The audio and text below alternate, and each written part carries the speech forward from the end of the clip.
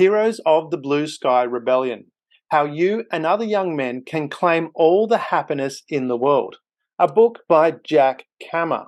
Now, this book is for boys and young men, 13 to 23, to assure them that they're not imagining things and do not have a personal problem when they perceive sexism, gender bias, double standards, and stereotypes operating against their maximum health, achievement, and happiness. The book encourages boys and young men to become their own rebels against the gender injustices they face and to enlist adults and very cool young women and girls as allies.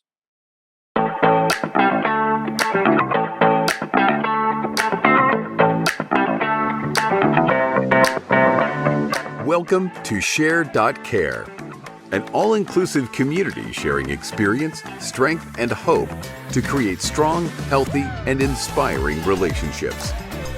Share.Care communities work toward every individual feeling safe, valued, and heard, free from the threat of danger, pain, or harm. Each episode, founder Damian Andrews explores the principles underpinning Share.Care and invites expert special guests to share their knowledge so you can easily reap the benefits so many others experience. You hold the choice to create your future. Let it be with strong, healthy, and inspiring relationships. Hello and welcome to the Share.Care podcast. Our belief is that global peace starts at home. Feeling safe, valued, and heard gives you a foundation to confidently step out and make the world a happier and safer place for everyone. Because in today's world, it's in your own interest to help others. And today, it is my great pleasure to welcome back Mr. Jack Kammer. Now, Jack started a social work consultancy called Working Well with Men, whose mission was to provide tools and training for the social work profession to help men give and get all the love that they can. Now, he produced and hosted a radio show called In a Man's Shoes. He was the executive director of the National Congress for Men, whose motto was preserving the promise of fatherhood.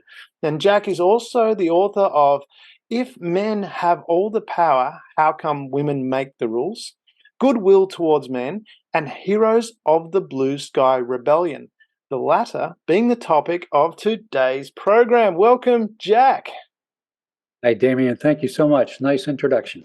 It's a pleasure, Jack. You're doing such a great amount of work in the world, and I love the perspective that you have because you have a very balanced perspective on this. You're looking at what I've heard people call, both men and women say, we should be an equalist. And you seem to have that approach. You're looking for an equal balance that's fair for all. Now, and that seems to be where Heroes of the Blue Sky Rebellion comes in. So can you take us back to why you felt this book was necessary, and men don't men already have this power?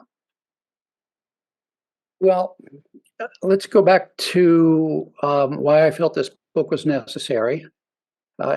In a sentence, I guess it's because I remember what it was like to be a kid, a 14-year-old boy, 15, 16, 17, 18. And just knowing that there were some things that I wanted in my life that were not either readily available or were not held out to me as a young man as being what I should aspire to. So that's a quick answer. And I wanted to talk to young boys of today and boys and young men of today about, how you might be able to get the kind of happiness in your life that might not seem to you to be readily available or to be the kind of thing you are told you should aspire to in the 21st century. I think we've done a good job with helping girls and young women expand their list of options for happiness in their lives. I don't think we've done nearly as good a job on the same task for boys and young men. So is it really about this process of evolution of making people's lives better? And yeah, and you're right. There has been a lot of work that's gone into to help women. Some argue that that's because they were behind to start with. They weren't, they didn't have the right to vote and all that kind of thing. And I'm not saying it that way to be dismissive of it, but there was a lot of things that they didn't have, and a lot of work has then gone into that. And as a result of where there was a need, all of a sudden maybe the pendulum has swung too far the other way, and the boys have missed out on that. Is that what we're talking about? This evolution of making Well, no, everyone's life better? actually, I like to talk about, well, what I want to say about this goes back to your other question, which is, Mm, well, don't men have all the power? Haven't men mm, always had all the power? Aren't men the one who have been historically advantaged? mm, And the point that I like to make, at least it's the vision that I have, mm, and it makes sense. It works for me to make sense of the world. If there were only one type of power in the mm, world, and if that type of power centered around money and business and government, then it would be fair to say not that men have all the power, but that men have most of the power. mm, But that needs to get granularized because not all men mm, have much power. But to switch to the larger point of how to balance out this idea that men have all the power, if there were only one form of power and it was symbolized by a dollar sign, let's say, mhm, male power, or maybe it's symbolized by a lightning bolt. mm, Um, the vision that I have is that there is a whole nother form of power. It's not hierarchical. It mm, doesn't rise above the landscape to be seen from miles around. mm, And it's not symbolized by a dollar sign or a lightning bolt. It is a form of power that is very low to the ground. It doesn't rise high to be seen from miles around. It's sort of below the radar. And rather than having a dollar sign at the top, this form of power, this power structure that I'm envisioning, that I want to talk about, uh, doesn't have a top at all. It's mm, very low to the ground. It's 1 story tall. It doesn't have a dollar sign at the top. It has a big red heart mm, at its center. And that is a very significant form of power if you define power as the ability to get what you want in your life.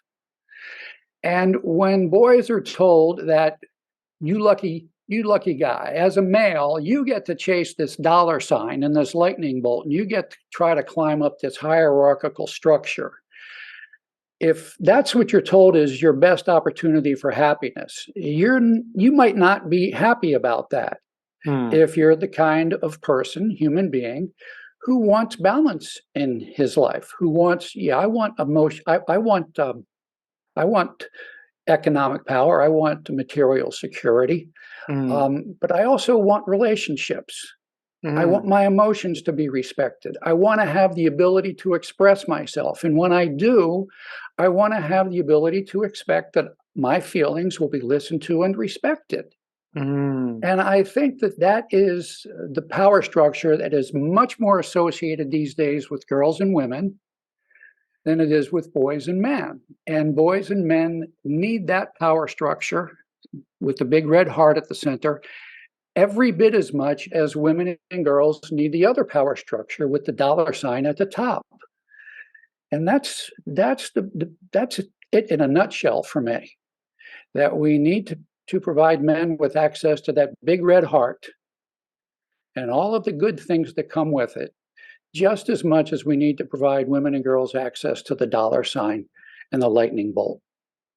It's interesting that you say that because it seems to me from the discussions that I've had throughout my life and listening to other people that that's what women want from men. They want more emotion, and there's certainly a lot out there about men being able to ask for help, being able to be connected with their emotion. So it seems ironic that that isn't being encouraged more by pretty much everybody. Well, yes, it is interesting. I think I would say, first of all, that it's not women who are the problem for boys and men. Mm-hmm. Um, Even though modern day feminism says that men are and have been the problem for girls and women, Mm. I'm just about finished with the book The Feminine Mystique by Betty Friedan, 1963. You heard Mm-hmm. of it? I've heard of it. I haven't read it. Yeah, it's this is the first time I read it, and it's really a good book. Mm-hmm. And Betty Friedan is usually credited with having started the second wave of feminism. Mm-hmm. And in her book, she does not blame men. Mm. She does not make men the enemy. She talks about the larger cultural forces that were at work that told women that their highest aspiration for happiness had to be all around being at home as a mother. And of course, she took issue with that, but she took issue with that not in a way that blamed men. Mm. We can take issue with the fact that men are told that their highest form of happiness is in this vertical power structure. It's not women who are keeping them out of the female predominant power structure and away from the big red heart. It's the culture. It's our ancient ideas about the proper functions of men and women. And in ancient times, when we were a primitive tribe, it probably made sense to specialize so that we could eke out every bit of efficiency we could in whatever general predilections there were between men being better at this type of a task and women being better at this type of a task. But that was when we were primitive and we were in danger of being extinct by being eaten by, a pod of a pride of saber-toothed tigers. We don't need to do that anymore. And women have demonstrated that they're not content with the old basic notion of women being mothers and raising children. We need to allow men the same opportunity to say, I don't want to be guided by the requirements that I always be on guard to fight and kill and keep saber-toothed tigers away. Mm. I want to come into that campfire. I want to be near that warmth. I want to be part of a loving community. Mm. And it is the culture which sort of thinks it needs to protect itself by making sure that men are always ready to fight and kill and to produce and to make sure we had enough food and materials. And it's just too bad that men don't get to come inside and sit by the campfire with the women and children. I think that's a horrible, horrible mistake. In this modern day and age. It's obsolete. It doesn't need to happen. And I think that it's driving boys and men crazy.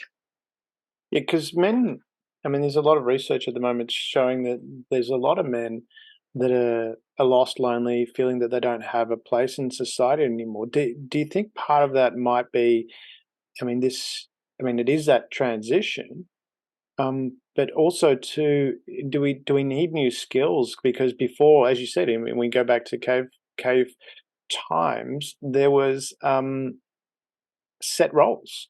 It was very clear, and even up until recent history, go to the 1950s, say, which I don't think that's recent, but it depends on how you're measuring time and what you're comparing it to. To me, for me, anyway, there were still clear, defined roles, and then we've opened this up, this whole open Pandora's box, so to speak, and is it a case where we need to be giving men the ability to say, hey, I can choose what's right for me? Doesn't matter what society says. I'm drawing from my mum here and I hated it as a kid. She used to say, doesn't matter what anybody thinks. What do you think? And do we need to be teaching, young boys that, going, hey, you need to do what's right for you. And, this is a safe space here. Your home is a safe space as a parent. And maybe there's other safe spaces. And we need to have those conversations.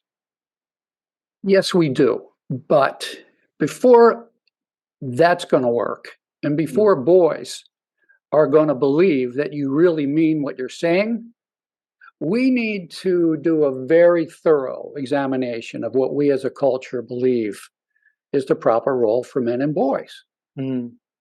And we have not yet addressed our biases, our stereotypes about boys and men, and what boys and men are capable of, and what they want, and what they need, and what they deserve, and what we should expect them to do, nearly as much as we have examined all of our stereotypes and biases about the proper capabilities and roles of women and girls. And so I think if we were just to sit down and talk to boys and say, you really can express your feelings, but then the next day in the playground, he goes somewhere and expresses his feelings and is called a wimp and a pussy and a faggot and less than a man, which is going to be a more powerful message to him. There are very powerful messages strongly at work in our culture today that tell boys very unmistakably, yeah, I know they say all this blah blah stuff about open up and express your feelings. I really can't do that, and we need to get to work on that. And I think that as strong as the forces at work against women and girls were to hold them into a narrow range of aspirations and functions and plans for happiness, thoughts about how they could be happy and productive in society, and how much time it has taken us to work through all of those biases and stereotypes. The biases and stereotypes against boys and men, seeking to limit them to this narrow range of, this vertical hierarchy that they are told they need to get into and pursue happiness in that. The biases and stereotypes and the cultural influences, the cultural fears we have about what happens if we let boys out of that, they're at least as strong as the ones we held against women and girls. And we haven't even acknowledged that there are any disadvantages to being men and boys. We haven't even acknowledged that because we live in a materialistic society, for one thing. And people who want to sell you stuff want to make you think that everything that's good in life is in this, materialistic hierarchy where you have to work your ass off to get the cool new car or whatever it is that's supposedly going to make you happy, which of course doesn't after about 3 weeks. Yeah. We need to get to work on this, and we need to also recognize that as much as we glorify the dollar sign at the top of the male power structure, or the formerly male power structure, as much as we glorify that, we also need to recognize that we do the opposite for the power structure that boys and men need access to, which is to devalue it. Oh, what big, strong man is going to want to, take care of children when you can be out here trying to become a CEO? What's wrong with you?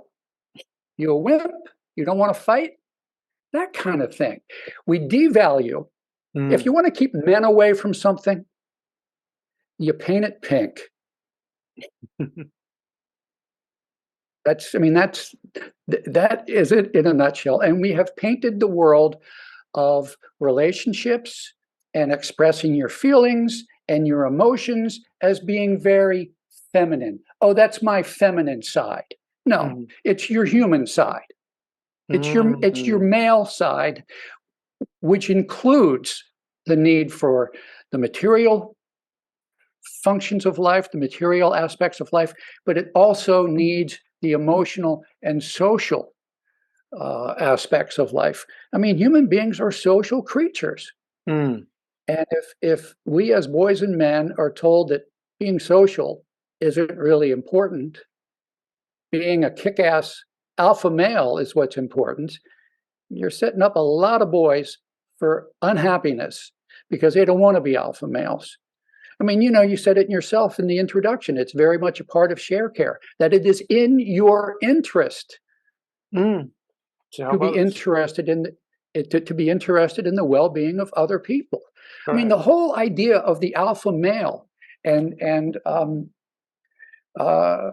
natural selection has come into serious um, reconsideration by recognition of the fact that the man who is going to be the most influential in his community is going to be the man who isn't selfish, who takes care of other people, who is interested in the well-being not just of himself and not just in the interest of his own family, but in the interest of the community. Because We, I serve my go ahead. no, go ahead. Well, I serve my family best, not by just making sure they have everything they need inside the house, but by making sure they have everything they need outside the house. A healthy, happy community of other people who are as interested in you as you are interested in the well-being of them. It's interesting because, and I completely agree in that perspective of, the whole strength is having that ability to be able to share that emotion, to be able to share who you are. That's true strength. In my mind, that's true strength. Yes. And I don't want to interrupt, but I No, go do ahead. want Go to ahead. say this. It comes up right now. I mean, It's yours. it's been in my mind recently. Mhm. And actually, just a couple of days ago, I did something that I'll tell you about in a second. But as a young man, you grow up worrying about how much of an alpha male you are. You know, Mm. being a male is a lot about avoiding being dominated by other people. Mm. And the idea of an alpha male is supposed to be a great thing. I think that what we need to tell boys and young men is, yeah, being an alpha male is good, but you don't want to be just an alpha male. You want to be an alphabet male, Mm. every letter in the alphabet. And the thing I did the other day was to get the pronunciation of all of the letters of the Greek alphabet, at which alpha is the beginning, right? Yeah. And so we shouldn't tell boys they want to be alpha males. We should tell boys they want to be alpha, beta, gamma, delta, epsilon, nu, mu, phi, pi, Well, I didn't realize there's omicron, actually omega. it was interesting because I only learnt recently because I've heard of alpha. Someone actually accused me of being alpha male. Just I don't. I'm saying accused I facetiously, think but you do have alpha characteristics, but you are not just an alpha male. You are an alphabet male. well, that's the point, and I didn't realize that there are other categories out there. There's beta, sigma, and it was when I found that I was looking at it going, I'm actually probably more of a sigma male than I am an alpha male, but I'm not really because I'm not. I do care about what other people think as well. But it was interesting. Someone recently said to me the whole, and I'm quoting it because I wrote this down. The whole point of being strong is so that you can be sensitive, and I love that quote. It was like that was brilliant because, and this is what I want to come back to because, and I know you're very passionate about this, and you see this a lot. And what I'm wondering is because we talked about this and we've had email for the audience, we had some email correspondence backwards and forwards about the character called Andrew Tate, and we can go there if you want to or not. And it was interesting that there was that, and we shared that article that was here in one of the mainstream national media saying how much he had got a grip of young men in society. And they were based on a survey done by an organization called the Man Cave, and I'm going to call them out here because they just haven't responded, which is, they've had plenty of time to correct themselves. And then when they finally did send me the research, firstly, I mean, it showed that 50% of boys didn't agree with what he said. The boys that did agree with him, which there was 50%, but when they broke it down to what they did agree with, they said, well, he's confident. Well, you could say Hitler's a really, terrible person, quite rightly was, a terrible person, but to say he wasn't a good orator, you couldn't say that. To say he wasn't a good influencer, he was. It means terrible person, influenced people in the wrong way, but you couldn't. And so the boys have identified, I like the confidence, I like that he's physically fit. And then because Andrew Tate's known as being a misogynistic, choose your adjective there. And when they looked at what did the boys identify from the perspective of what he said about women, they said there was 15% that identified with what he said about women. And what they identified with is 15% said sometimes women are difficult to understand. You could say that about both sexes if you wanted to. Most people could honestly, we don't. How many books have been written on trying to understand the opposite sex? And I found it really, so I wonder about the media out there. Is what's in the media, is that what is the majority, or is it just a very loud voice of a minority that's not really reflecting the true position? Is that from what you've seen? Well, we don't really know the methodology that Man Cave used. Yeah. Right? Did we ever see the text of the questions they asked? I only saw what I gave you. They wouldn't give me anything more. So. Right. So we don't really know how they framed the questions. Mm. I wrote to you and said, look, we need to address the fact that this guy Andrew Tate is out there having a big influence on young men, and you wrote back and said, well, let's take a look at what the real numbers are. I don't think that we should minimize the influence that Andrew Tate has on boys and young men. I can't think of any, even if it's only 15%, I can't think of any other influencer these days that has as much of a grip on young men as Andrew Tate does. And I think that the reason young boys and young men, so many young boys and young men are followers of him, his acolytes of his, or even just interested in him. The primary reason I think for that is that Andrew Tate talks to young men. He speaks to young men. Does anybody else talk to young men in a way that isn't scolding? For instance, young boys. If I was a young boy right now, I would, and I was in some class where I was told how to be a better young man, and I was told about how I needed to learn how to respect women and girls. I would probably either have my blood pressure go up real high, or I would raise my hand and I would say, "Excuse me, is there any need to teach women and girls to respect boys and young men?" There is none. I have never heard of a program to teach girls to respect boys.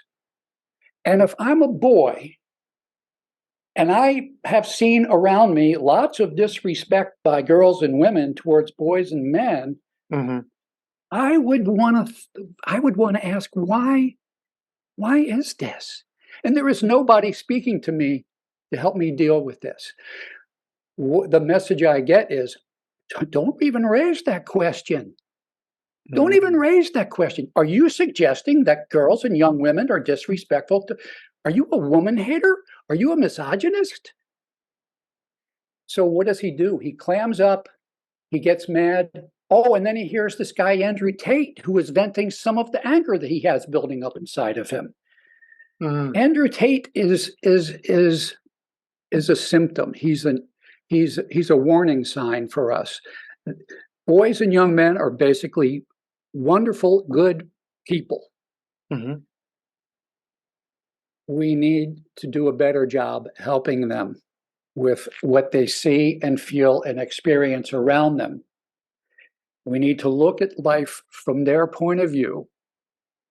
And it is not misogynistic to say, and a young boy should not be criticized and shut down and canceled and ostracized for saying, sometimes girls can be really mean. Mm. But who's going to risk saying that? Well, it's interesting. I mean, he might say it in a real loud, angry way, which immediately makes him wrong. But he doesn't have a forum in which to say calmly, yeah, I think sometimes girls can lie about sexual inappropriateness. I think girls sometimes can and do make false allegations against boys. I think that happens. Oh, well, that's a rape myth. You can't say that. Well, okay, I will keep this to myself and I will become an angry young man. So do we need, because there's a voice. It's not healthy. Yeah, I completely agree with that. And I mean, to say, to just globally say one group of people doesn't lie, people know that's not true. It just, human nature is, people are people. But how often have you heard, believe the woman? Believe the woman is a mantra. I don't know what it's like in Australia, but in the United States, you must believe the woman. It's an interesting. So the mantra is believe the woman and call the man a liar. That's really what it gets down to. If you believe the woman, and there's a woman in a conflict with a man where they disagree and they're telling contrary stories, if you believe the woman, then you're calling the man a liar. And that's not a good starting point for, helping a young man feel that he's going to be listened to and heard, and that he should express his feelings. Certainly in the space of when we're dealing with things that go to court, and I've had a bit of experience working with quite a few people in that space. I must say, I've only met one man that actually helped himself. Most dug themselves into a hole by doing things they shouldn't have done. Not when I say not with the girl, but in their own defense. They just, and can't get into the specific details, but they admitted things that they should never admitted, certainly not in court. And it just made it really difficult for them. From that perspective, though, what you're talking about there is with Andrew Tate, it seems to be, like you've said, you've got one voice saying, how dare you speak up about anything, which obviously that's not a good role model, full stop, in my opinion. And then you've got Andrew Tate going, hey, I'm successful. I'm doing, I don't know, I'm guessing. I've never watched what he does. So I'm making this up. I'm just going on the bits I've read about from the survey and things like that.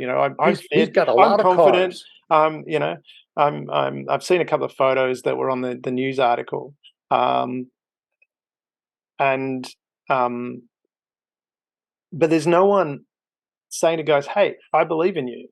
Or this isn't, and I had this recently, very recently, in front of my son. There was a lady that got, I would say, reasonably aggressive in her response to me.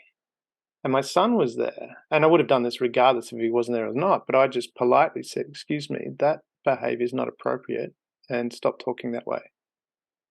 And I mean, I kind of emphasized a little bit because he was there. But it was like, this is, that, and I did it politely, firmly, but politely. It's just not, we all need to be treating each other with respect. I'm happy to listen to what you've got to say, but do it respectfully. Talk respectfully. And is that the kind of thing that we need? More of that? People going, is that the examples we need? We need, to fill that void. Well, you spoke to this woman confidently. Definitely. You have confidence. You're an alphabet male. I feel like I'm alphabety spaghetti now. And I'm proud of that. I'm proud to be alphabety spaghetti. And I think that we could probably find lots of examples in modern culture, in modern media, social media, news stories, of things that do not serve to build the confidence of men and boys, to make them feel that what they think and believe is not a personal problem that they should shut up about and keep to themselves and be ashamed of. If you think something, if you feel something, if you think you have experienced something and you have a question about why did I just see what I saw, and did I see it correctly, and how do I make sense of this, and how does this not make me feel as a boy or a man bad about myself? We need to talk it through with them. Adult men have not done a very good job, in my opinion, in my estimation, helping boys and young men achieve happiness and confidence in their lives. It would be wonderful if adult men would do for boys what adult women are doing for girls. Adult women often remember the pain they felt as young girls, and they have a natural interest in making sure that other young girls don't go through that. Men also remember sad and bad and lonely things in their boyhoods, but the approach is, I got to deny that because that didn't bother me because I manned up, rather than saying, where do you draw the line on that? From that perspective, because I look at it and look at my son, for example, and my own experience as well. And I draw a bit from pop culture there as well. One of my favorite, I cut these little scenes out of movies that inspire me. And there's this scene out of U-571 with Harvey Keitel and Matthew McConaughey just after the submarine is blown up, and the captain's dead, and Matthew McConaughey's inherited the captain's shoes. He's done some speech. I can't remember what his speech was, but it wasn't inspiring to the men. And then Harvey Keitel and Matthew McConaughey are sitting alone together, and Harvey Keitel says, "Can I speak freely, sir?" And he says, "Sure, Chief. Always."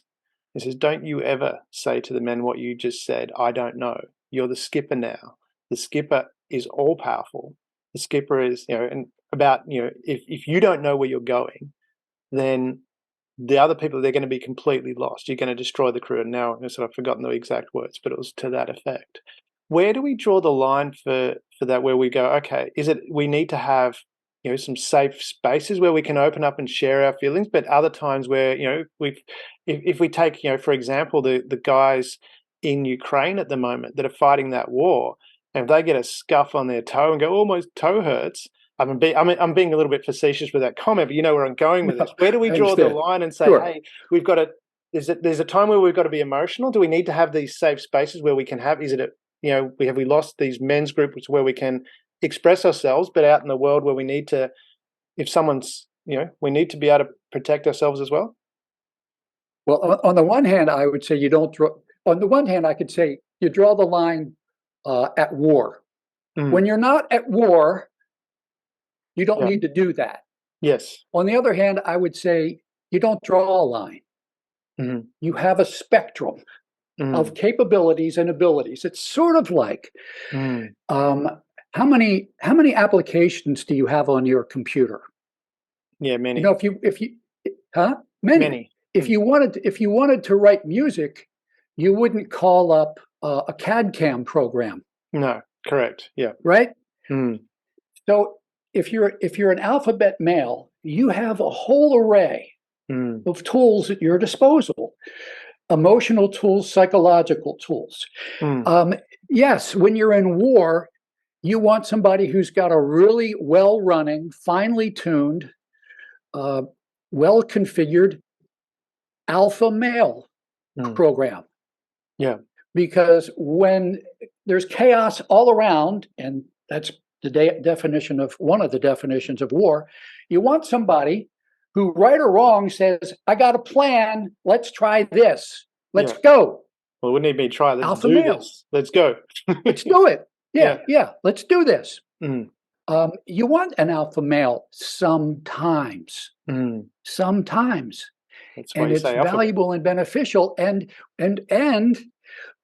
we need to recognize that Mm. alpha maleness can be a good thing, and not to shame boys and young men for their capability, their capacity to be alpha males.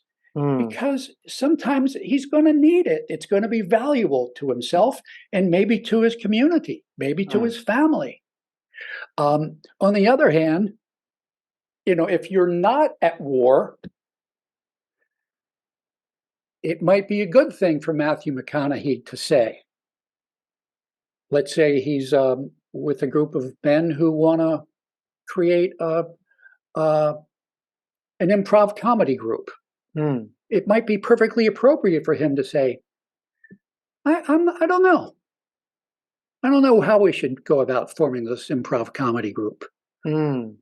But that also calls to mind something that just might be sort of right in the middle between alpha and omega, because one of the primary things, primary techniques of improv comedy is to always say yes. Yeah, Yes, yeah. I let's. remember doing drama school. I went Yes. to school with Hugh Jackman.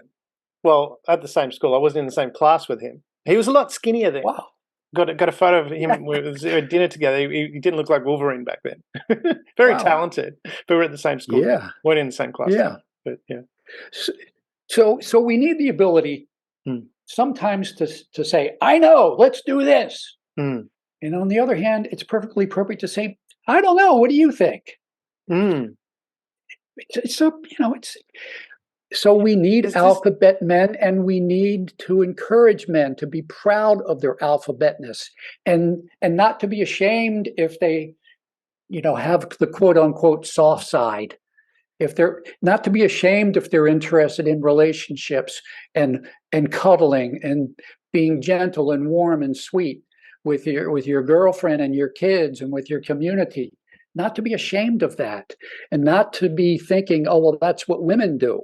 Because this is where I got confused with this whole area, and I think largely because my upbringing was completely different and what I experienced. And when I say that as well, I mean, that I was in the army. I went to the SAS, which is special forces, Green Berets in America, or Navy SEALs, whatever you want to call them, whatever, they're special forces. And all the guys there could ask for help. They could, share emotion. What I actually have just, not right now, but recently realized, because we were all screened before we went in there. We had to do psychological tests. So my guess is, because you can't do that role, you could not do that role if you cannot ask for help and you can't deal with the emotions you've got. And to deal with those emotions, you've got to be able to talk about it. Yes.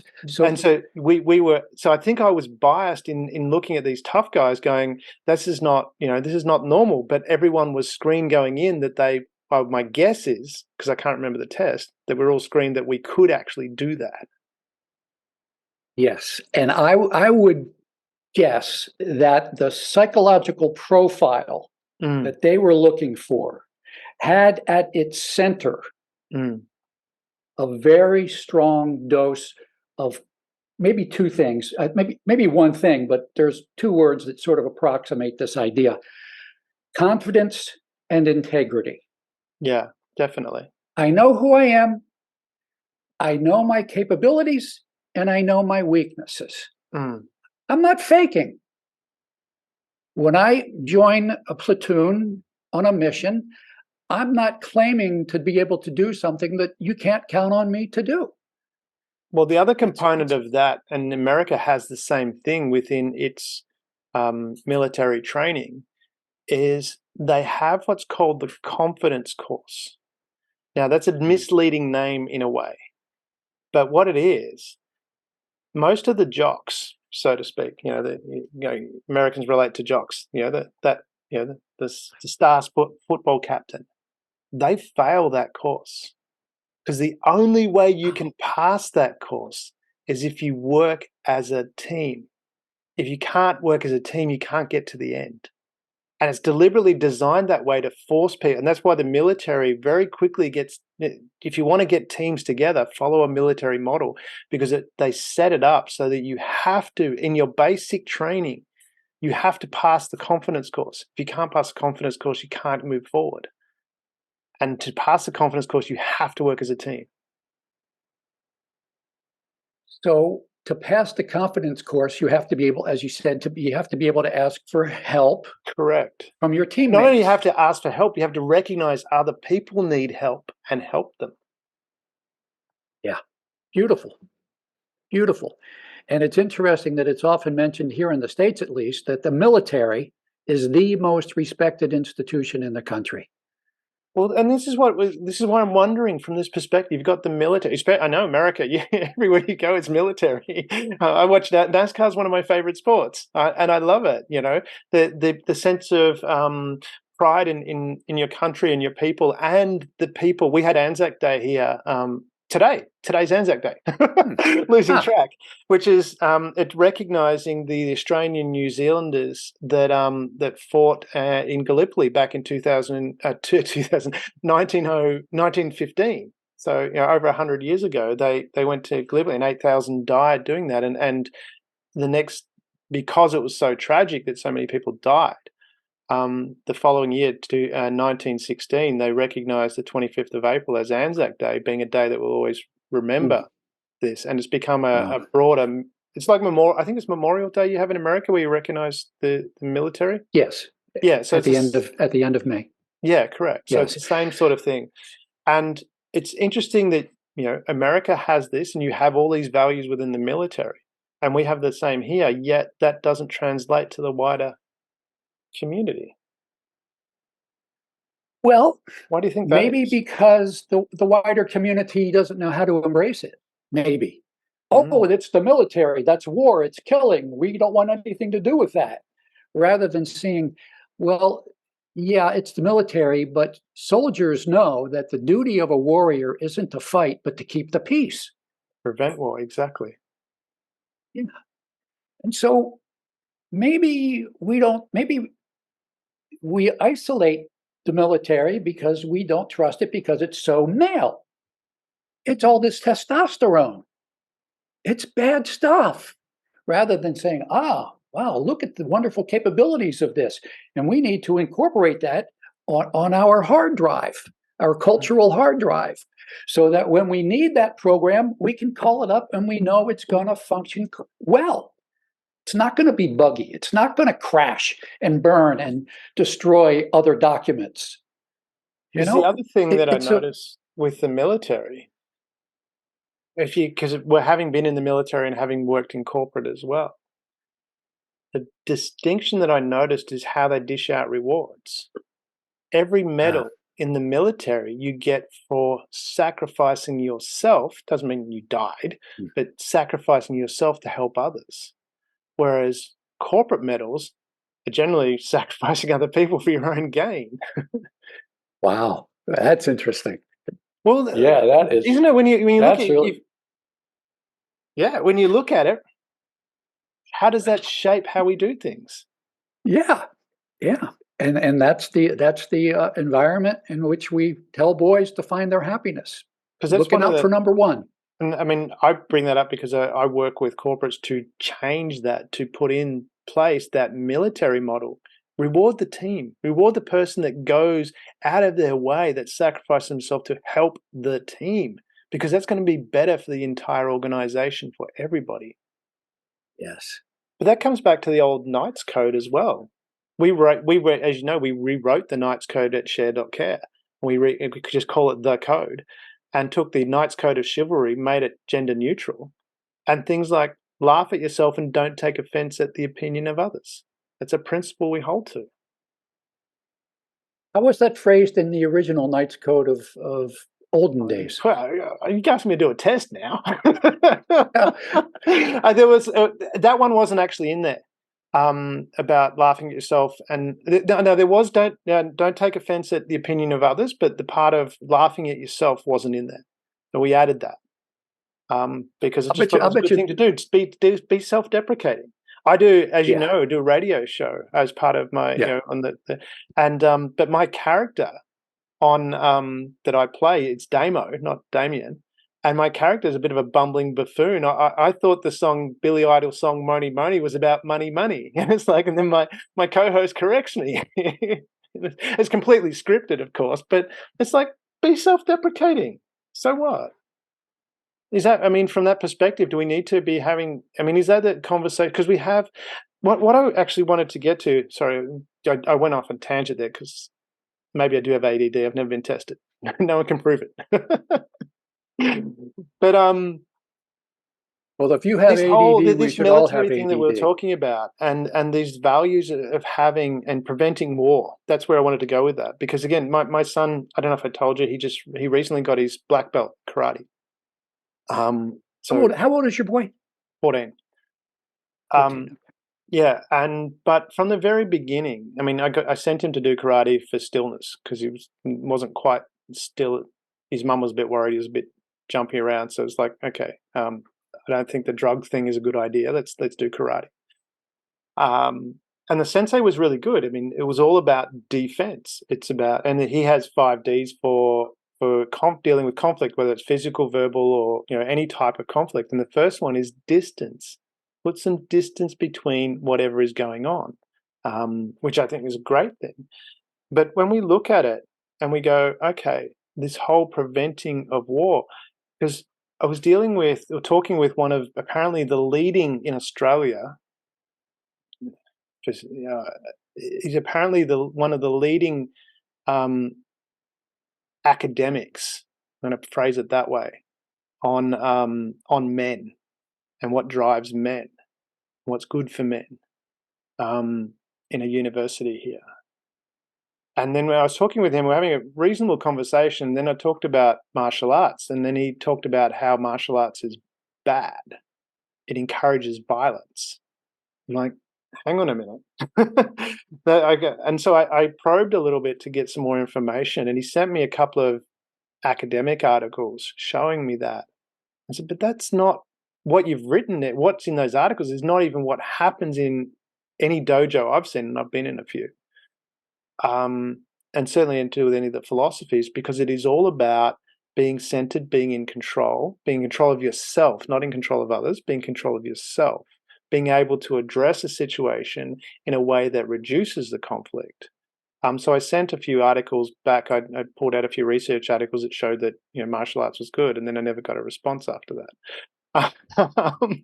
But I was just, again, coming back to this whole, is it a case where, because I mean, from that perspective, there's many martial arts dojos, and I speak to people that from all. I mean, there's a beautiful lady that I talked to when I say beautiful, as in a holistically beautiful woman in New Zealand, that is very much into martial arts and the benefits of that. So it's not just males; it's women fully understand this as well. And that's what I'm wondering, coming back to this, is it there's a loud, and I'm going to say screechy wheel that's going, men are bad, men are bad, men are bad. But the reality is there's a lot of sense under there, and we just need to get those people talking. Coming back to that Crocodile Dundee analogy that I think I mentioned to you about, having a Wally. You've got a problem, you tell Wally, Wally tells everyone else, and no more problem. Do we need to be having more of those conversations where the people that I'm going to say the people with common sense are actually going, hey, we've had enough of this. Is that what Blue Sky Rebellion's about? So are you talking about making it possible for people to talk in a calm, thoughtful way about the bad aspects of being male? No, I'm thinking from the perspective of just talking about the majority of people from my world seem to have a sensible take on this. They're just going about their business. They're not really getting involved. But do we just need to be able to get them involved? Is that what you were aiming for with Blue Sky Rebellion? Well, I think there is a lot of denial on the part of men. Mm-hmm. The typical thing with many men is, how you doing? Oh, fine, great. Yeah, couldn't be better. My uncle used to say, he was a salesman, and salesmen are under a lot of that dollar sign pressure. Yes. A lot of competition. Yeah. You ask my uncle, how you doing, Uncle Bob? He would say, fantastic, but it'll get better. Yeah, I think that line clarifies it clearly what's underneath. Huh? That line. Yeah, it's just like, yeah, oh my God, I could not imagine, having to live like that, The not second being half of able to that say, line gave it away, didn't it? It's gonna yeah, fantastic, but it's gonna be better. yeah, It's like, well, if it's fantastic, why does it fantastic, but need to it'll be get, better? well, it's good, but I'm going to go for, I'm going to go for the trip to Hawaii that my company's going to give me when Mm. I sell $15 million more worth of whatever I'm selling. Um, Do we need to find that it's harmony, teaching boys, hey, it's your journey? I had on my desk when I was in the military a little poster that said, "Don't go where the path may lead. Go instead where there's no path and leave a trail." Do we need to have people going, "Hey, this is your life. You choose what's right for you. You don't have to be." We're having that discussion about sports, and you don't have to be doing a star athlete workout to be in good shape. You can just do, like I do. I get up and do some push-ups, do some sit-ups, core strength exercises, a bit of stretching. Takes me 10 minutes. Um, feel good. So, along with encouraging people not to go where the path leads, to go where it doesn't lead, and to leave a trail, along with that, Mm, which is good advice, because we mm. want trails in new places. And we want boys Mm, and young men to create paths into closer proximity to the big red heart that is mm, currently largely in woman and girlville, mm. along with encouraging boys to create new paths there. We need to make sure that on their way, they don't get devoured by tigers. Yeah. And we don't do that. They're on their own. They're on their own. Um, Mm. we don't give them any defense, any way to think about the tiger they're going to encounter. What are you, a pussy? What are you, a wimp? You wanna sing Kumbaya with a bunch of people at church? Mm. That's how you. That's not what men do. We have to address all of I would challenge. those. Someone tells me, yeah, I've sung Huh? Kumbaya at church. It's great. Church is a great place to meet women.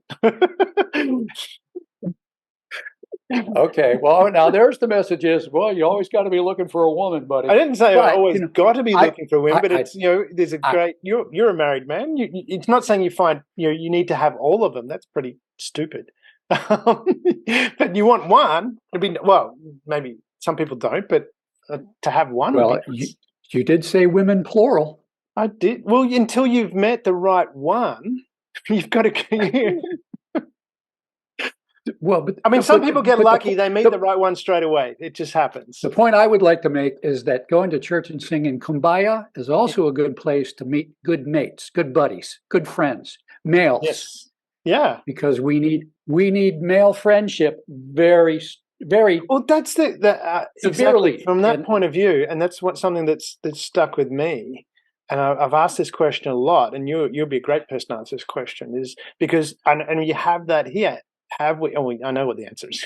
I'm asking a rhetorical question when I'm asking you, but I'm going to ask it anyway. that's all right. It's like because we've created, you can have women's gyms. I was talking to someone recently about how him and his wife do rock climbing, and the rock climbing gym they go to, they have a women's group, but they wouldn't dare have a men's group. Do we need to be creating more? Because I look at it, I mean, again, I was fortunate. I think I was really having these conversations. I was so fortunate. When I was younger, I'd go play golf and lawn bowls with my dad. But then in doing that, even though I started initially going with my dad and going around the course with my dad, then very quickly it became, okay, and I think you want to get rid of me. You're going with these three other guys. But so it was a social golf club. And so I was then treated as one of the guys. And I would go around playing 18 holes. 18 holes is a long time to be spending with, three other guys. And I don't remember anything misogynistic or anything about that, but I was learning, I was asking questions, and I really didn't appreciate until recently how much of a role model that was for me in being able to ask for questions, being able to express what I was thinking. And so do we need to create that again? Do we need to bring that? Well, I don't know. I don't know. I said, was it just good luck that I got that, or is it not for other people of my age when they were younger? I don't know. Well, certainly for boys to be exposed to good male role models is a good thing. Let's look at why we have women's gyms, but we don't have very few gyms that are just for men and women are not allowed. It's based, I think, on very convenient stereotypes that women invoke when they want, very naturally and healthfully, women want to be alone with other women. It's fine. That's a good thing. But how do you justify it in a world where everything's supposed to be equal and you can't discriminate on the basis of sex? As if, wanting to hang out with a woman rather than a man right now is discriminating against him on the basis of sex. It's justified by the stereotype that men are going to leer at women in their leotards, and it's going to make women feel uncomfortable. Stereotype, bias, discrimination. Forget that. Just say, we want to have a women's gym because we want to have a women's gym. We want to be with women. It's good for women to be together with women. At the same time, though, we say to men, and we make sure it's legal and ethical and regarded as fine and not troglodytish, not cavemanish, not reactionary, for men to be able to say, yeah, I want to have a men's rock climbing club. There's no shame in that. There should be no shame in that. But there is a lot of shame with everything these days connected with masculinity and maleness. We need more confidence to be able to say, you want to get together with other women in your clubs? Fine. I want to get together with my male friends. Doesn't mean I'm a woman hater. Doesn't mean I devalue women. It means that I value masculinity. And I want to be with my male buddies right now. No women allowed. You do it to men. We're going to do it too for the male half of the species. It'll be good for you in the long run too, because I got my male dose, and I can be a better man when I'm with you as a woman. We don't have that confidence. We're very ashamed of masculinity these days. Well, that's what I'm wondering. And you've mentioned confidence a few times, and I love that you brought that up, and the shame as well. Because I look at it, and I can't remember if I've told you or not, but we've had this, because I've talked about it a few times, but I can't remember if I had that discussion with you. Is my friend, one of my close friends, he's had a Grand Prix party for over 20 years. Every year the Grand Prix is in he's had a what? Grand Prix party. Say it again. Formula One Grand Prix. Oh, okay. The Formula One. So when it's in Melbourne, he has a Grand Prix party on Grand Prix Day. And it's not intentionally, it's not saying it's a man's thing, but it is. And every now and then, it's been rare, but in those 20, I think there's been 3 women that have come. When someone's, got a new girlfriend or new partner or whatever, they've come. And they've never come back again because it's very, and there's I'm going to be careful how I'm going to say this because I don't want the wrong prejudice to come across from the audience listening. Is that there's a very diverse group of people there. There are people, there's me that I've been accused of being an alpha male. There's other guys that are very soft. We've got friends who are gay that come out, and they're very gay in the sense of how they behave. They're very camp. No one's not welcome, but we're going to behave how we're going to behave. And it is a case of, metaphorically, I'm saying this, it's never physically happened, but it's a case of, farting on someone's head. That's the type of environment that you can imagine that it is. And it's boys being boys, where we sledge each other, we pick on each other in a friendly way, never in a mean way, but it's like that, it's the rough housing. And there's research out there saying that rough housing is good for boys now. Yes. And as a result of that, the 3 women that have come have looked and gone, that's not for us, and we're not coming back. But is that, how are they treated? To have more of those? And we're not. I'm saying this in a public forum. I'm not ashamed of that. And if someone doesn't like it, well, that's fine. You're not invited anyway. Is my attitude. Yes.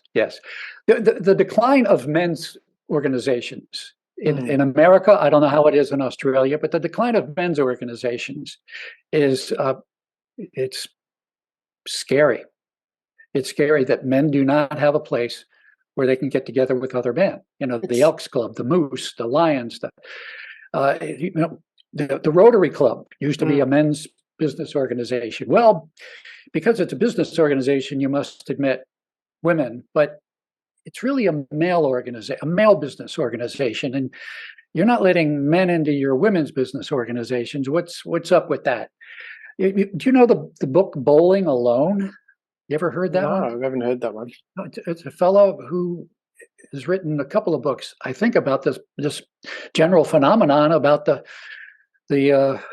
loosening of social ties. And in America, men really do not have a place to get together. I shouldn't say that. That's too categorical, too absolutist. But the opportunities for men to get together with other men in a respectable way, in a way that's not regarded as shameful or unhealthy, in a place that's healthier and more wholesome than a titty bar, a strip club. They're declining, they're waning, and I think that's got a lot to do with shame, the shaming of maleness that's rampant in our culture these days. Yeah, because from my perspective, when I look at it, a lot of the men's groups are more about the Lions, and that we have that, but that's more older people. Because I'm thinking back to what you said at the start about the role models and places for young men, and who's helping young men, and I'm going to call Man Cave out again, that they say that they're doing that, but to me, and you saw the email that they're saying, we're just trying to get press. Well, that's not honourable in my mind. Misleading the public. It would have been better to say, hey, how wonderful is it that men are, but then you would have needed a different author, because I looked up the author of that article, and she wasn't, she wouldn't have written an article that wasn't sensationalist and offbeat. Yes. But yes. But I look at it, when I look at other men's groups, it's more about having issues with mental health, and not that, and we need those groups, definitely need those groups. But if you're looking, for inspiration, that's not where you're going to go. So we are in that same category where we don't have those inspiring men's groups, so to speak. They're all you need help men's groups. And I said we need those groups. It's important to have them. Yeah, I would think that anybody who was able to do a rigorous study of the benefits, the social benefits, the community benefits of organizations like the Elks and the Moose and Rotary clubs would probably find a lot of mental health benefits for the men involved in those clubs, because they have a place where they can talk with trusted friends, which is important for anybody's mental health. We're doing... go ahead. Well, I wanted to mention that woman at Man Cave.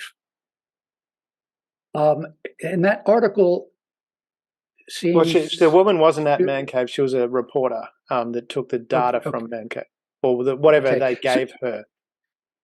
So, yeah. So they sent out a press release. She jumped on it and decided she wanted to write a story, or her editor told her to write a story on this, and she went at it in a particular way. The analysis, generally, I would like to say that many of the problems that we see boys involved in,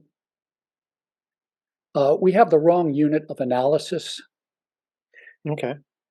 Rather than saying, 37% of boys feel such and such and such and such, and isn't that terrible, and isn't that scary, and what's wrong with boys and toxic masculinity and it's rape culture and all of that nonsense. It's the wrong unit of analysis.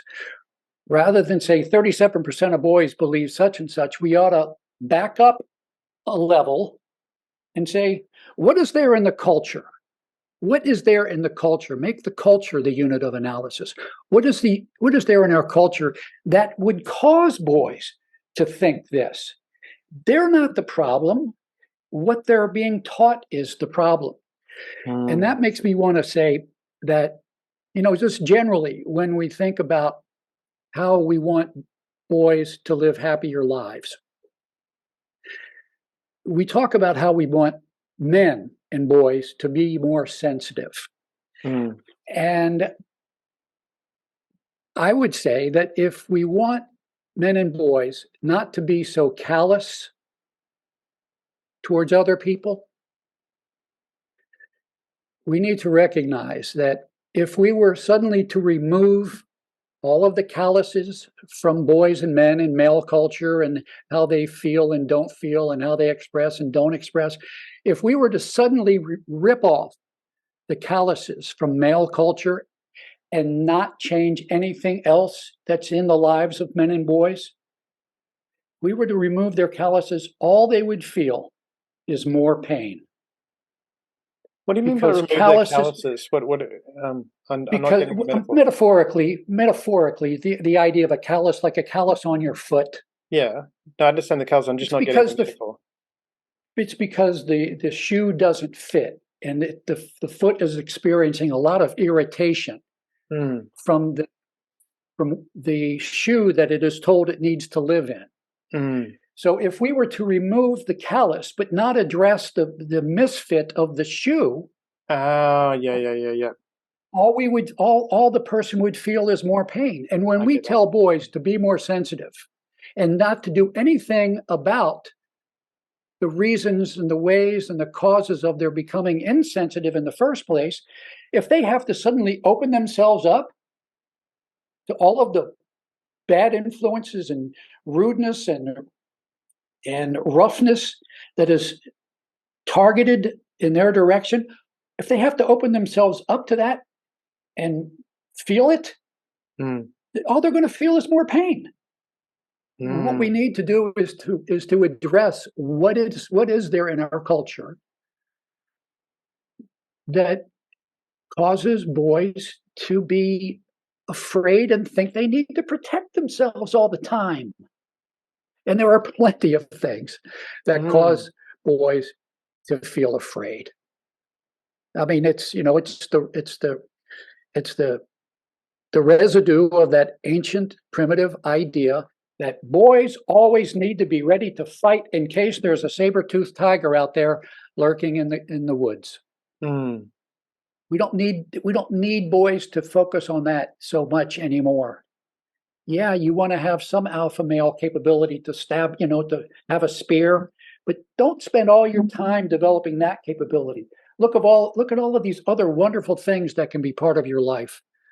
And you're probably, even if you're not just an alpha male, you're probably not going to get eaten by a saber-toothed tiger. You don't need to focus on that 99% of your time. A lot happier opportunities available in human life, and they need to be equally available to men and boys as much as to women and girls. Yeah, because you're talking about, and you mentioned at the start about finding the highest form of happiness for you, which is what you should do. And certainly, I mean, is that part of encouraging boys to be, who they feel they should be and feeling safe to be able to put that out there? Is that where you're going with that? It's all about integrity. Just being confident that you're okay. You're fine. You're okay. You might not feel like it when you're 12, 13, 14, 15, and 16 and 17, when you got all these raging hormones going through you, and you're going to school with girls who are also going through their hormonal thing. Your life is not 13 to 18. Where do we fit? Sorry, go ahead. Where do we fit in this? And when we talk about the participation trophies, and being able to accept failure. That when I say that, it's not going, it's going, okay, sometimes, and I'm going to use NASCAR as an example because I love that sport from so many different reasons, that it's not, there's a lot of teamwork in there. There is only one winner. There's no second or third place trophies. And it's about pushing forward to try and be better, but also too working within, the rules and supporting each other. And there's a lot of camaraderie from what I've never been to a race, but from what I can tell, there's a lot of wanting to be better, which is a strive. I think if you don't want to be better, innovation's never going to happen. We wouldn't have had the Industrial Revolution. We'd still be living in caves, if evolved at all. I mean, the whole evolution, if you believe in evolution, creationism's a different story. But let's use evolution at the moment. I was Catholic. I can say this. It's okay for the listeners that are starting to arc up. I was raised Catholic too. I was even an altar boy, and I said, and I served Mass in Latin. Well, there you go. So you'll understand this, that I can't be Catholic anymore because I don't feel guilt. But what I'm getting at is my mother had a bumper sticker. My mother had a bumper sticker that said, "When it comes to guilt trips, I'm a frequent flyer." I love it. No, she was very Catholic. But is it from that case when we, again, taking away, have we removed some of that ability to, have that resilience to go, sometimes I'm going to fail, and that's okay. It's about getting back up. Well, yes, sometimes I'm going to fail, and that's okay. And if you like this endeavor, if you like playing football and you're really no good at it, but you enjoy it and it's fun for you, that's fine. But let's also talk about what you could really, really, really be great at. Let's talk about your skills and your abilities and your interests, your other interests. Mm. And rather than give participation trophies to everybody, if the kid's not great, you say, yeah, you're not great. Let's talk about another sport that you can be good at. It doesn't even have to be a sport. Doesn't even have to be a sport. Because I look at it from that, and I wasn't referring to could sport. Be an there. art, I was looking a form at it of art. Yeah, I was looking for, like, the first time I stood up in court, I messed it up, like, big time. Court's an intimidating place, massively. You think it isn't. You go, oh, I'm gonna get it out. It's like, it's scary. It's like and I know barristers with a lot more experience that struggle, because it's very intimidating. So that's what I'm getting at. It's having that ability to go, hey, it doesn't have to be sport, whatever it is. If you haven't done something before, you are going to have what someone lovingly said, beginners suck. You're not it's very few people that are going to be great at something when they first do it. You've got to, and that's where I'm wondering, from that perspective for boys, do we need to be teaching them that, from that, again, coming from that age, also too, where we have that experience, which is why I did what I did with my son there. I mentioned before, and saying, hey, that's not how I'm going to be treated. You need to speak differently. That that they can have that experience, but they can also go through the experience of, hey, sometimes I'm going to do it. I'm going to fall on my face. I just need to get up again. So that also speaks to confidence, right? Yeah. Yeah, I screwed up. I screwed up. I threw an interception, or I kicked the ball in the wrong goal, or but confidence would have you believe, okay, the fact that I am a human being and made a mistake and failed doesn't mean I'm unworthy and I should be ashamed of myself. And of course, beginners suck, which is interesting. It's at least as good as beginner's luck, right? Well, friends of mine say, it's better to be lucky than good, and I say it's better to be lucky and good. Yeah, isn't that the truth? Yes. And there's all kinds of good sayings about how luck is really the result of preparation, and yeah. So yes, of course, if a kid fails once, it doesn't mean it's the end of his participation in that sport. But the idea of the participation trophy, just sort of suggests that you're fine just not being very good. It's fine to not be very good. Well, I love Einstein's quote where he said, "If you judge a goldfish by its ability to climb a tree, it's always going to fail." You know, Yeah, that's a good one. Yeah, it's that's a it's good one. and that's what we need to be looking. That's what I'm wondering from that perspective we look at and finding that encouragement because today, certainly in today's world, and you mentioned confidence. I'll come back to that in a minute.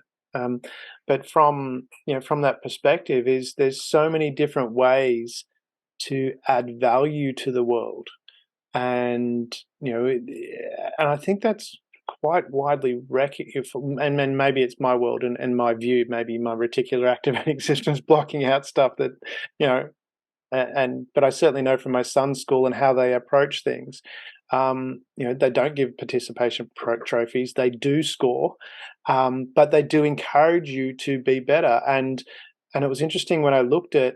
I hadn't really I'd seen it, but I hadn't noticed it. The magazine that comes out. There's a lot on performing arts. There's a lot on sports. There's a lot on academia. It's a broad section. There's debating, all of these stuff gets recognized, and there's a lot of different places for people to flesh out their talents. But I've also know with working, and well, when I say working with, speaking to the teachers and the principal and things like that, they really encourage the boys' development as a person, as a good person. But it is a high-end, private, very expensive school, so it's not a public school, and I know that the stuff there that doesn't happen in the public schools. Yeah. Well, maybe in large part that's because the kids in the public schools really need to focus on the lower level needs of human life. I mean, if a Mm, kid's growing up in poverty, mm, having him, think about becoming I don't know, a, a really nice person who isn't putting food on the table might not be the important thing to talk with them about. mm. So yeah, we do need to What do you think? recognize that life can be really rough for boys and men in marginalized communities Mm, where they don't have the luxury of thinking about the happier things in life. They got to focus on paying the rent. And that's tough. It's especially tough because the onus is often on the male to be the provider. And mm. even in a family where the the man and the woman are both working, it seems to me that if I try to examine my own feelings about this. If I were married and in a family where there isn't enough money, I Mm. think it's probably the man who feels like that's more of his failure than the woman's failure. There's a fair Because bit of research on that that says that's correct. Yeah, that yeah, carries very, very heavily on men. yeah. And Um, so, we need to but equal that out so that he's not feeling worse about it than she is. I find it interesting, and I'm going to push some buttons here. There's, but I find it interesting now because I deal with and working with a lot of women in different areas. And helping in different organizations, an organization that helps women recover from family violence and learn financial skills. And I helped bring that down. It was in in Queensland, and I helped bring that to Victoria. I paid a lot of money out of my own pocket to make that happen. But it was interesting talking to some of the women in some of these groups, how they talk about, how we've got to balance. And this is coming to your point. Now we're working, we've got to balance the children as well. We've got all these different pressures. And I was thinking, and I said this, it's, well, yeah, the guy went out in the 1950s, he went out to work. But when he came home, he still had to fix the faucet. He still had to fix the car. He still had to do all the outside stuff. He still had to do all that too. You're just catching up in that regard and understanding how to balance this. They talk about there's a number of programs out there for women how to manage time and stuff like that, and so especially for women, got to juggle all these things. Well, yeah, guys were juggling all that beforehand. We didn't come, or yes, it was made popular by Al Bundy coming home and sitting on the couch, but that wasn't the case for majority of men. They came home. I look at my grandfather, who my grandparents came out here as war refugees with a suitcase That was it. 2 children and a suitcase. My grandmother and my dad and his sister went to a camp called Bonegilla, which was, northern Victoria. The work for my grandfather was down in the coal mine, so that was 6 hours away, which back then, via steam train, was a long journey and an expensive journey. So he didn't see his family for 6 weeks at a time. He could have gone every weekend, but it would have cost money. So he saved the money. He worked not only during the day, but worked nights as well, and weekends until he had enough money to buy a block of land. Then once he had that block of land, he stopped working weekends and started building a house, but he still had 2 jobs during the day. My communicating with his wife, not like today where you have a phone and you can video conference people like you and I across the planet and we're talking to each other, can see each other's face. He sent a letter, took a week to get there and then a week to get a response. Built a 2-room, not bedroom, 2-room house, no floor, dirt floor, and a wood stove. And then my grandmother and dad and auntie could come down. And so we look at that kind of pressure, carrying that weight, that carries in a huge emotional toll, as you were talking about. When I look at what he went through to take care of his family, how that would have worked. Because back then, my grandmother couldn't have looked after, there wasn't the society for her to go to work, and she didn't have the education to go to work anyway. Go ahead. I bet that one of the things that kept him going and doing all of this hard work and making all of these sacrifices and pushing through and getting done what he got done was that he felt appreciated. What do you think? A good point you raise. I wonder. I'm sure he felt appreciated by his wife. Yes, that's what I mean. She was never one to complain about anything. That was her line. He talked to her and how are you? And she goes, I no complain. With that Polish accent. I no complain. I no complain. And she didn't. She never complained, ever. Not that I recall. Well, people who don't complain appreciate what they got. Yeah. So you're right. I mean, and that must have been, I might have to ask my dad about that. But he was very much too. He was very much because my grandfather was part Russian as well, Polish and part Russian, but he wasn't Catholic. But my dad tells me, he was very much whatever your mum says to do, you do.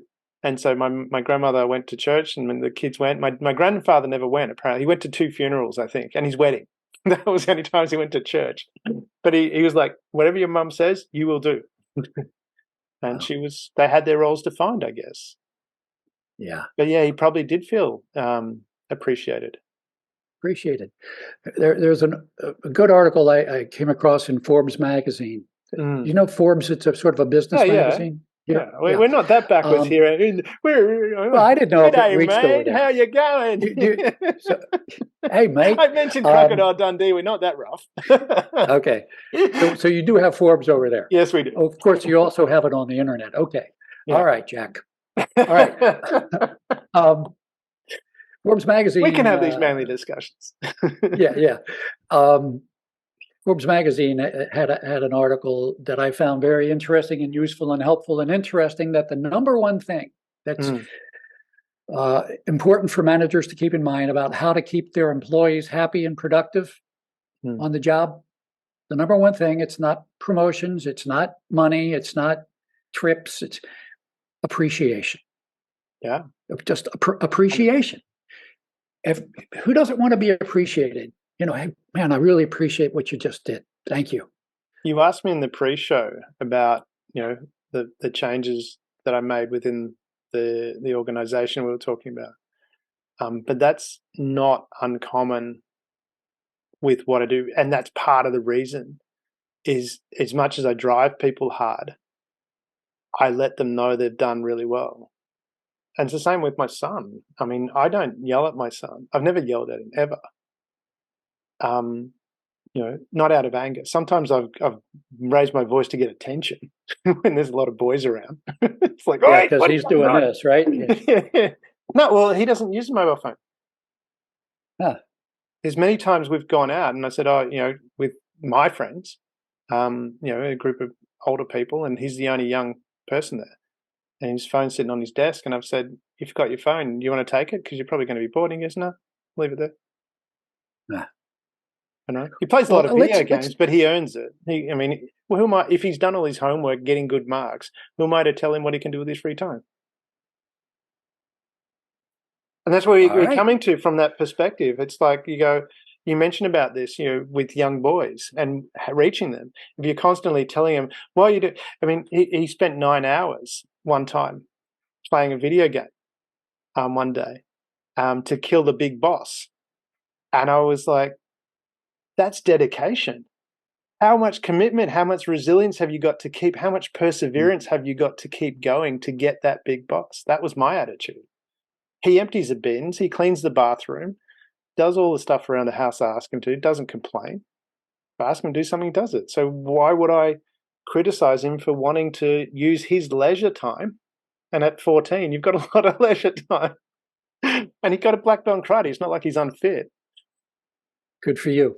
Well, your boy sounds like he's a lucky kid to have a dad like you.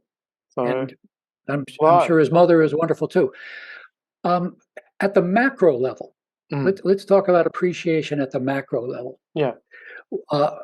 Would you say that men generally these days feel appreciated? If you read what's in the media, no, definitely not. It's certainly there is very little in the appreciation space for. I mean, you look at. I mean, well, let's put that in context. From what I've seen out of the war in Ukraine from the Ukrainians, there's a huge appreciation for what the men are doing there. But we segregated war and everyday life earlier. Right. And from that perspective, when there is an extreme crisis like that, yes, when we had massive bushfires here, there definitely was appreciation for, and yes, there were women bush firefighters too, but the majority were men, and there was appreciation for the firefighters. It wasn't specifically said, you men, but it was the firefighters. Well, actually, I think they did say firemen, and but usually it's a crisis situation. Everyday life, it's not what you see in the media, as you say. You see in there, men are these scheming, looking at your titties, all that kind of, And misogynistic a couple of assholes. years ago, there was sort of a media storm around the idea of the end of men. Mm, The end of men. What do we need men for? Let's look forward to a future when we don't need men. mm. Science is figuring out ways for women to have children without men. That's sort of the opposite of appreciation of men, which I think helps explain why we see such mental health crises among men. So that's again what I'm wondering from that perspective of the media and not being a true rep. Because all the women that I've talked to, I'm yet to meet. I'm sure they're out there. And if you're listening and you're one of these women, please contact me because I want to have this conversation. But all the women that I have met and talked to want men to be men, to be, yes, to express emotions, to be able to, exactly what you're talking about, to be able to express emotions. They want them to be confident in who they are.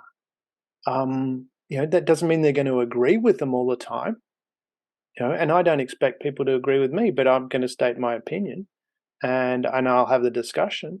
And if we don't agree, we can agree to disagree. But so if there's any women listening that are in that ilk, please contact me. I want to have the conversation. So yeah, I would, and I'd like to be part of that conversation because I'd like to play for you a piece of audio tape piece of, it's not audio tape, of course, a piece of audio. You knew I was going to be on that, didn't you? We made that joke about play the tape. No, there's no more tapes anymore. Get the electrons flowing. Yeah.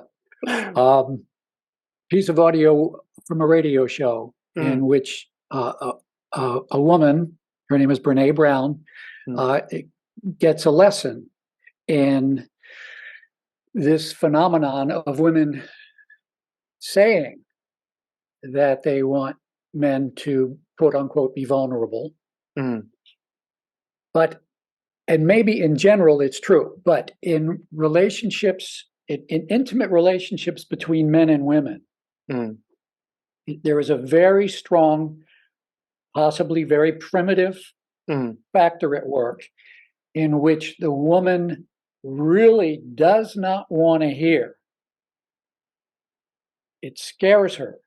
It affects her adversely in her appreciation for the man to hear him talk about his fears, his needs, his anxieties, his worries about his capacity to be everything she wants him to be. And so, yeah, women often say they want men to express their quote unquote vulnerabilities, but the man very seldom feels like he's glad he showed that. I think that comes back to what we were talking about, where the line is. Because play this, roll the tape. You want me to? If you wanted to pause, I could probably call that up in a second. Because I think you put it on once in the last interview that we did. Is it the same? Yeah, but I don't. Was it the one with Brene Brown? I think so. Yeah, you played that before. Well, we had that discussion.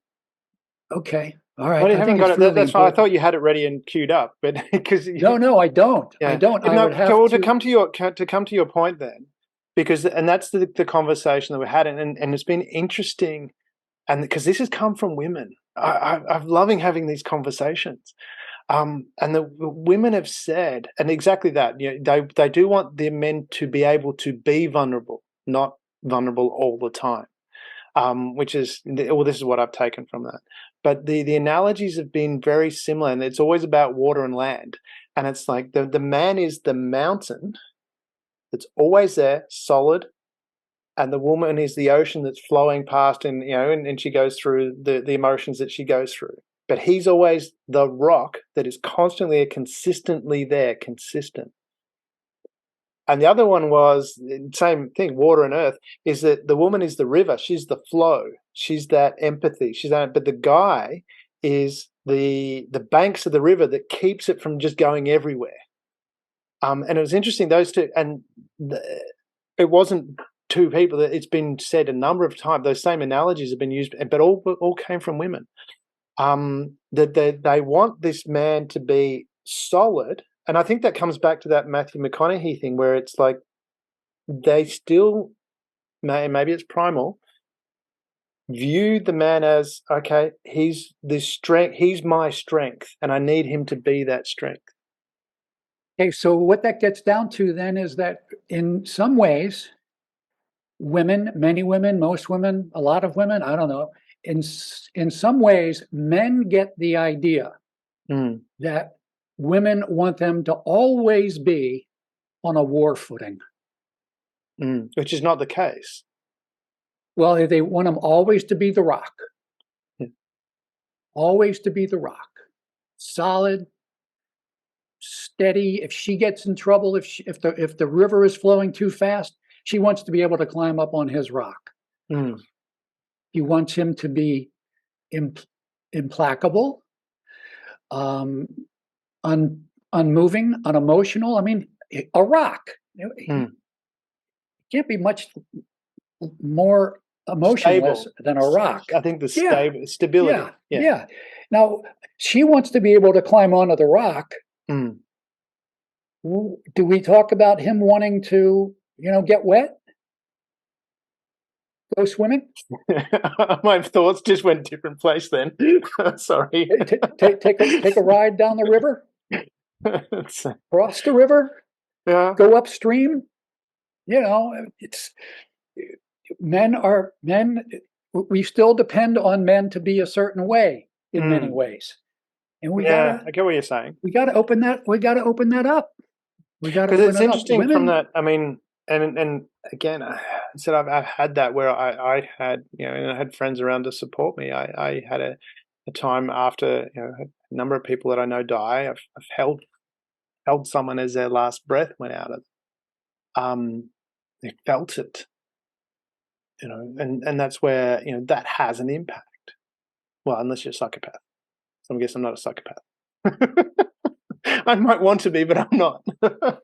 Sometimes. you might want to be a psychopath. Now, tell Well, me the sometimes it'd upside be of being nice. a I think it'd be psychopath. handy when dealing with certain people. It'd be nice to have that, But No, um, you're an alphabet male who draws on all that's of his capabilities to address the person and help them see the error of his or her ways. yeah. Sometimes I do. I've shared that video recently. I said I'm not a huge fan, but I do think it has some wisdom in there. There was a Jordan Peterson one where he talks about if you're talking with someone and they're not listening, shut up and walk away. It just don't try and convince someone that has no intention of listening. That's why I don't go do debates, because debating to me is two narcissists telling each other their own opinions. No one's listening. Just have to look at your last election for that one. So Yeah, presidential yeah, debate. yeah. But if from that, Unfortunately, I think one of the about what Jordan Peterson's advice was, if we walk away, if men walk away from the women who are not listening to what we have to say and need to say and want to say, it's going to be little wonder why men don't talk.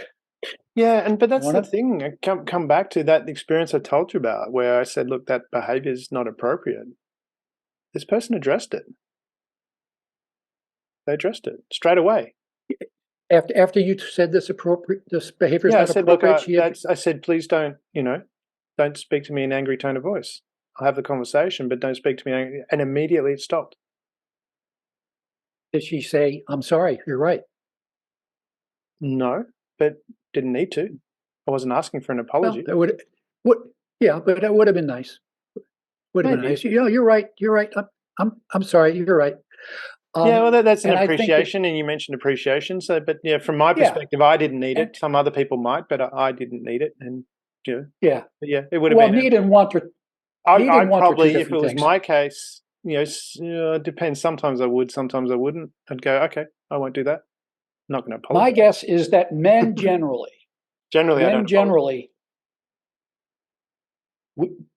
my guess is that men generally would like it very much if women would say, "You're right. We really haven't been listening very well.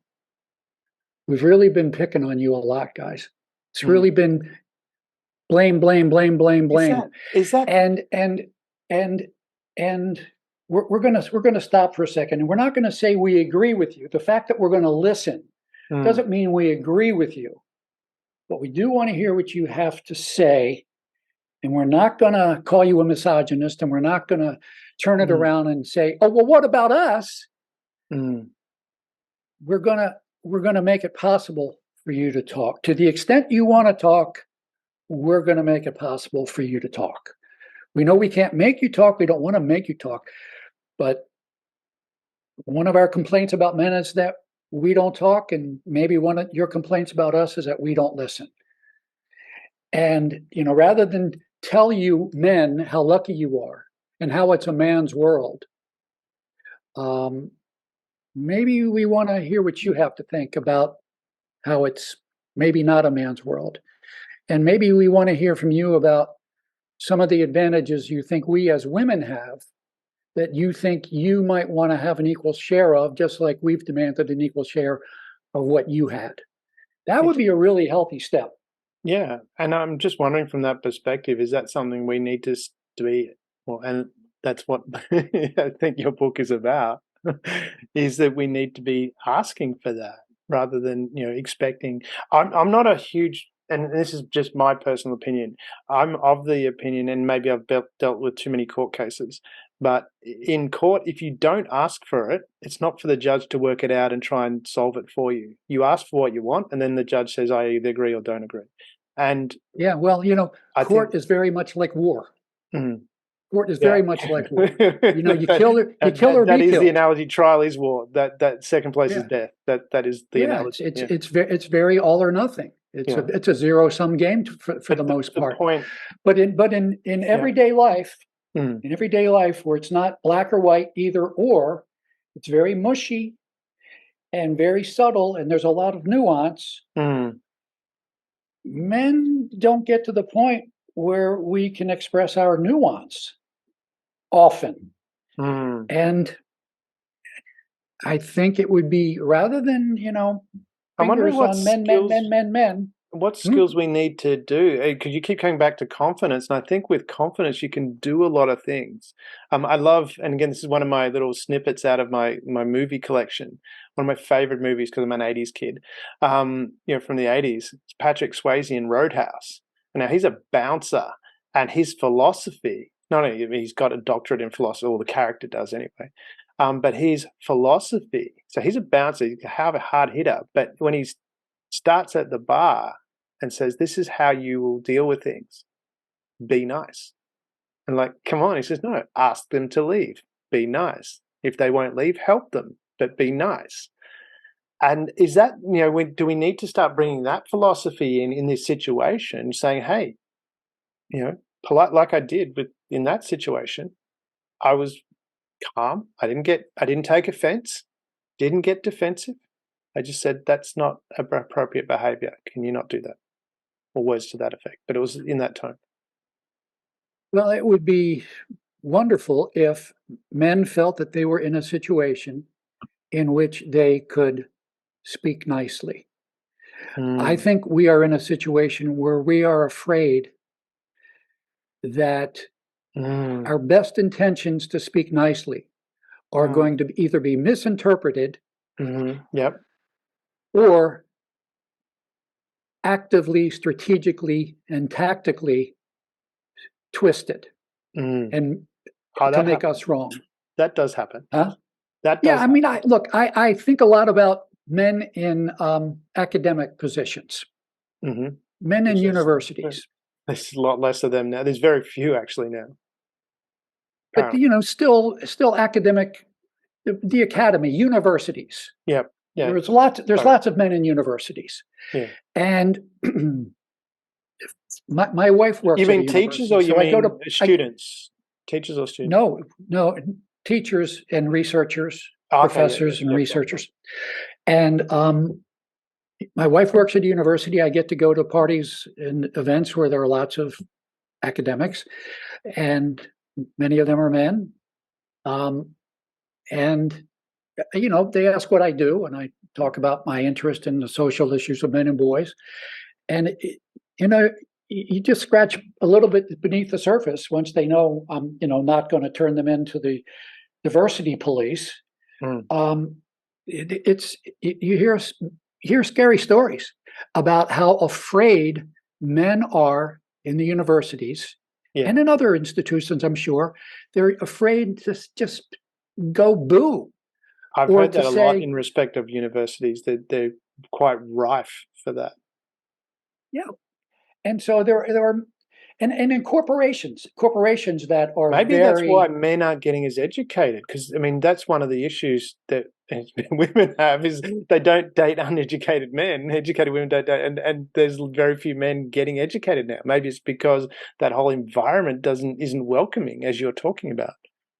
Yes, I think that's definitely the case. I mean, from the get-go, that's an interesting point. The orientations about how men should treat women in universities is very off-putting for men. No discussion about how women should treat men at universities, because, of course, women never do anything wrong and they have no power and can't do any damage. I love I was trying to understand what toxic masculinity was, and just in the sense of a behavior that's solely male that can't be done by a female, and yet to find one. But I love that, and you talked about the sexuality thing, and they talk about promiscuity being, a toxic masculine trait. And I'm going, so a guy goes out to a nightclub, girl goes home, open her legs, he sticks his woo-wang in there, and he's toxic, but she's okay. It's like, it takes two to have sex. Well, there is a branch of the women's movement that has pronounced, and a lot of people believe it, and they throw it at you in conversations that they want to win, rather than conversations that they want to continue. All sex is rape. Have you heard that? All I sex haven't is heard rape. all sex is rape. Yeah, that's what I think it's Catherine McKinnon, a respected legal scholar. I might be wrong about that. It's McKinnon, but there is a respected legal scholar who has. When was the last time I think she she's had written sex? Books. It's a good question. Good question. Yeah, it's a good question, because a lot of women think, hey, sex is pretty nice. As a matter of fact, there's some pretty. Well, women there's some pretty interesting biologically, stories. I think, are more inclined, if they're triggered the right way, to be more. And I'm getting this from women. They actually like it more than men, but the stimulation is different. How they're more mentally stimulated. But if you trigger that right, they're all over you. The ancient Greeks have a story about the gods having a debate about who liked sex more, women or men. Yeah. And the long and short of it is that they concluded that women like sex a lot more than men do. They enjoy sex a lot more than men do. They're obviously more cautious about it because, if there's a 9-month incubation period as a result if they're not careful.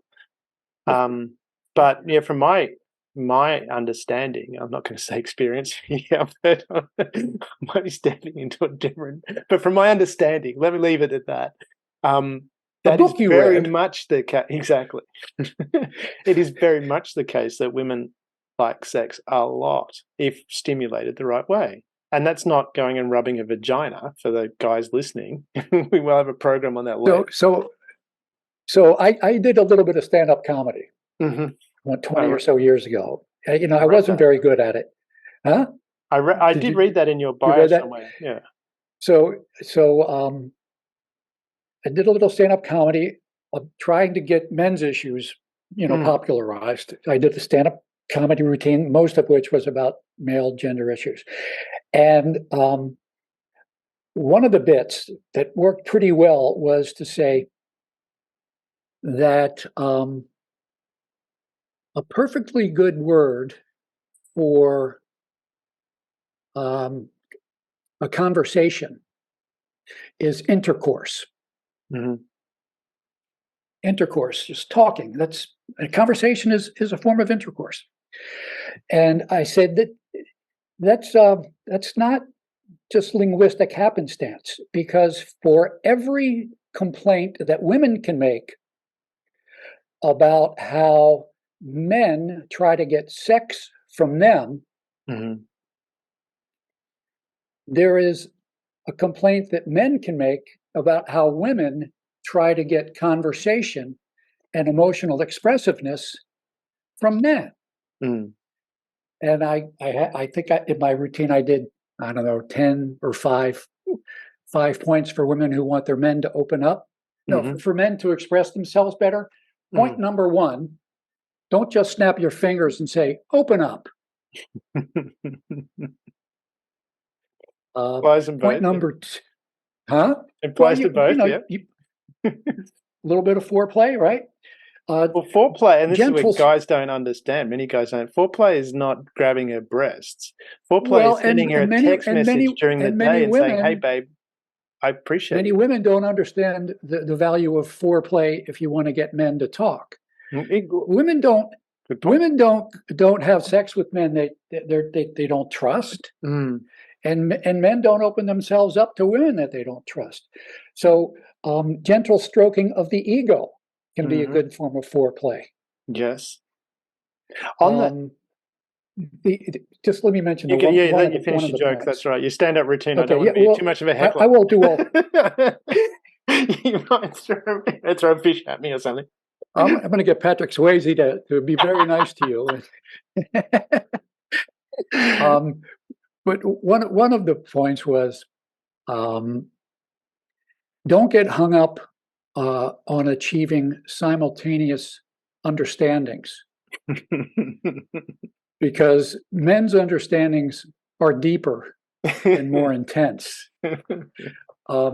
And if you get hung up about the men having an understanding,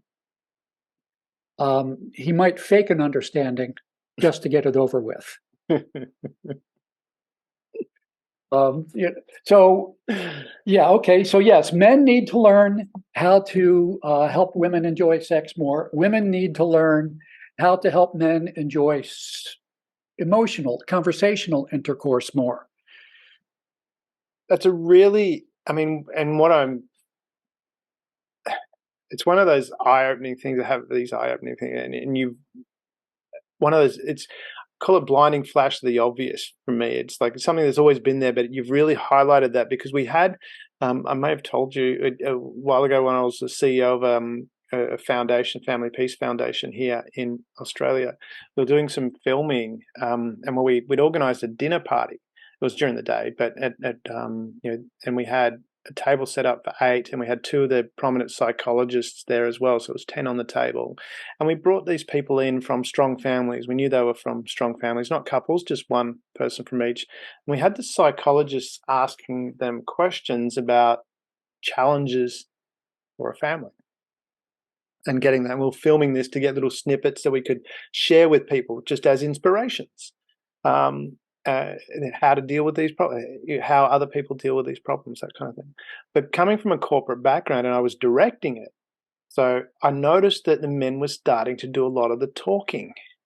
And so having that corporate background, and I'm thinking, oh my God, I'm going to get in trouble. The men are dominating the conversation, because you get that in the corporate boardroom. The men dominate the conversation. Well, because we had more people, I think we had 14 people and only 8 people could sit at the table. So we're rotating people in. So I went to the women off camera and I said, look, I'm getting a bit worried here. The men are doing all the talking. I want to try and fix that, get that balance back. And they all stood up and said, no, we never hear men talking about this stuff. We're loving listening to what they've got to say. And it was like, light bulb moment, exactly what you were just talking about. You create a safe space for a man and he will open up and he will share. You've got to do that foreplay first, as you said. You've got to create that place where they want to open up. Yes. But it's not that men Yes. can't or won't. It's just got to be in the right place. And like you say, and I've listened to a lot of conversations, and you do hear that.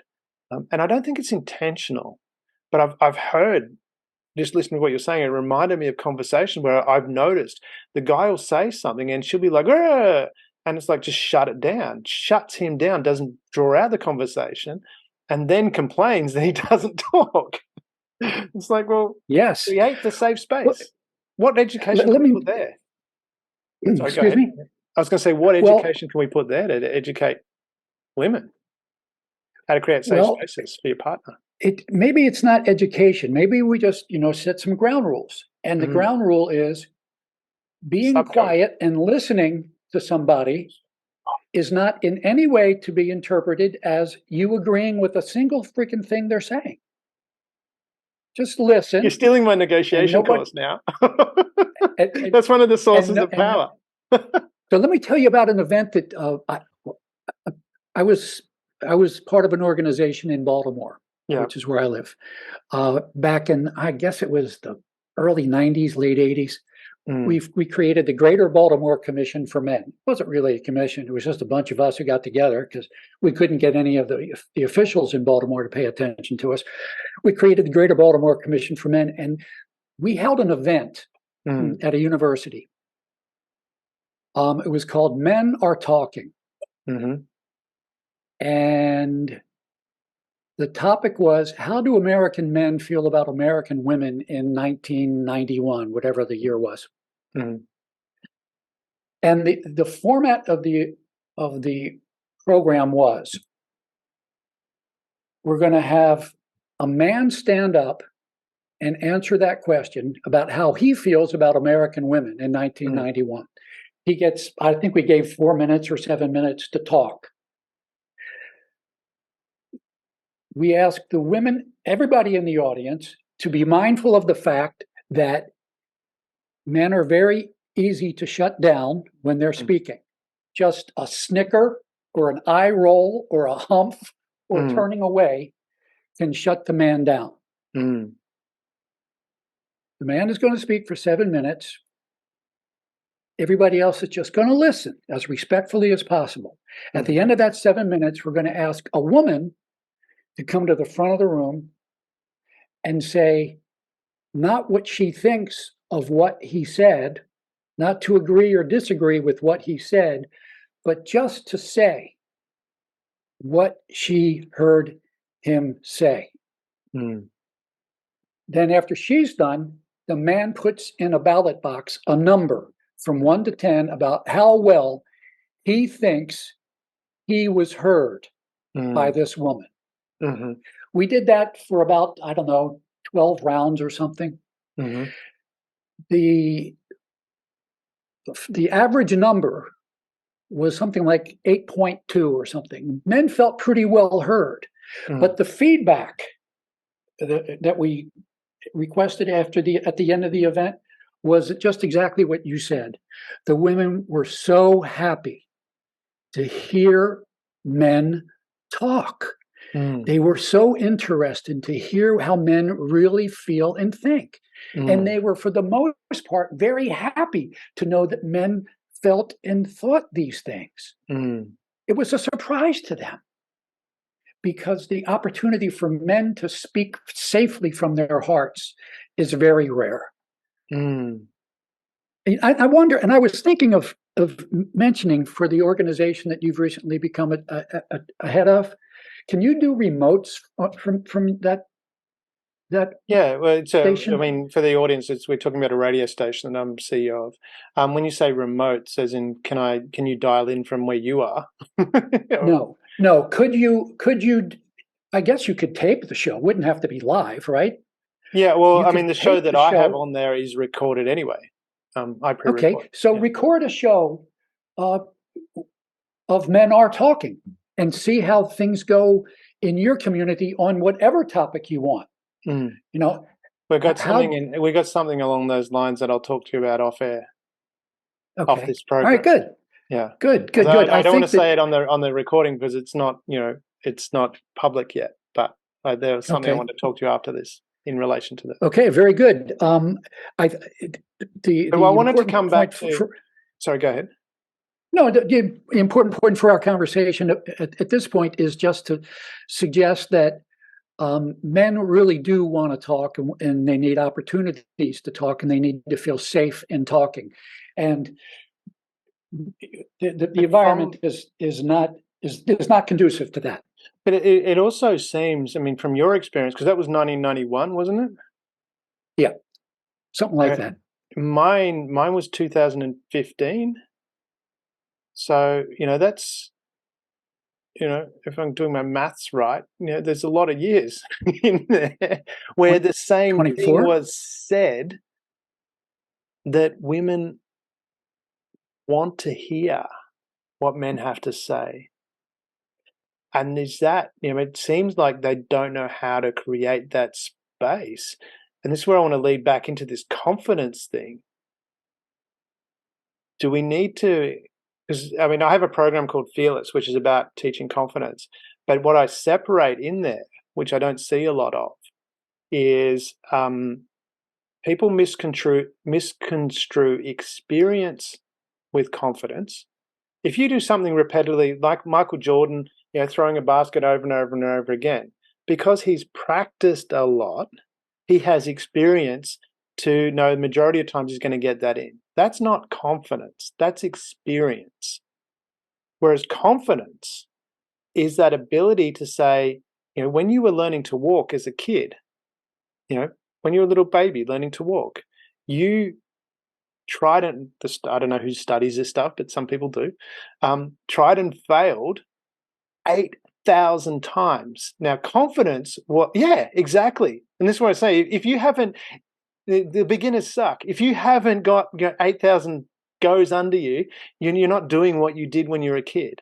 But it was what confidence is that ability to say, I'm going to give it another go. I'm going to give it another go. It doesn't mean I'm going to succeed this time, but I'm going to give it another go. Which is then separate, which I wanted to add into here, is that's separate from self-esteem. Now, self-confidence is that ability to give experience is you've practiced over and over again and you've got experience to be relatively good at it. Confidence is the ability to say, hey, I'm going to give it another go. Might suck at it. The beginner's suck might take a while, might go quickly. Don't know, but you're going to give it a go. Self-esteem is how much you like yourself regardless of what happens. You might suck at it forever. You might be my son who's 6 foot tall, never going to be a jockey, and going, he's going to like himself regardless of whether he's going to be a jockey or not, because I asked him from a young age, do you like yourself? But it's that ability to, I like me, and I put this in the example that I use, and for the listeners that are tuning in regularly, you're going to have to endure this story again. But when I was much younger, probably didn't have the best personal skills. And we talked about this in the pre-show.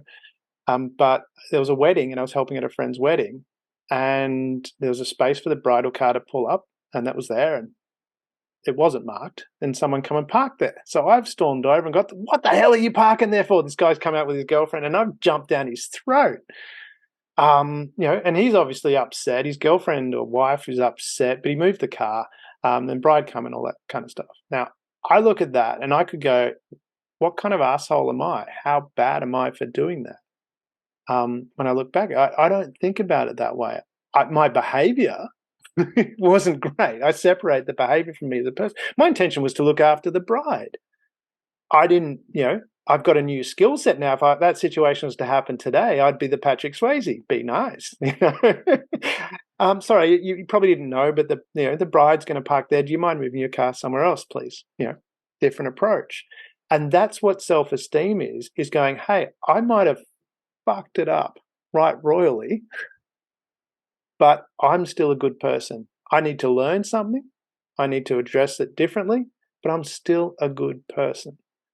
And that's where, those are the three. And I'm just wondering, do we need to have more education for guys out there between those three, very clearly identifying? One is experience. That just means that you've done it enough to be good at it, to be competent or to be excellent, however. The other one is confidence. Confidence is the ability to give it a go. So you might say to the person, to the lady, hey, I need to open up. I need to share something with you. And she says, no. And you go, hang on a minute. I need to share this with you. That's confidence. And self-esteem is no matter what anything happens, whether you've got the experience or the self-confidence, you still like yourself regardless. Do we need to be sharing that information more? Of course, yes. It's what a trifecta there. Confidence, experience, and self-esteem. Yeah. Yeah. I mean, how much do we talk to boys about such things these days?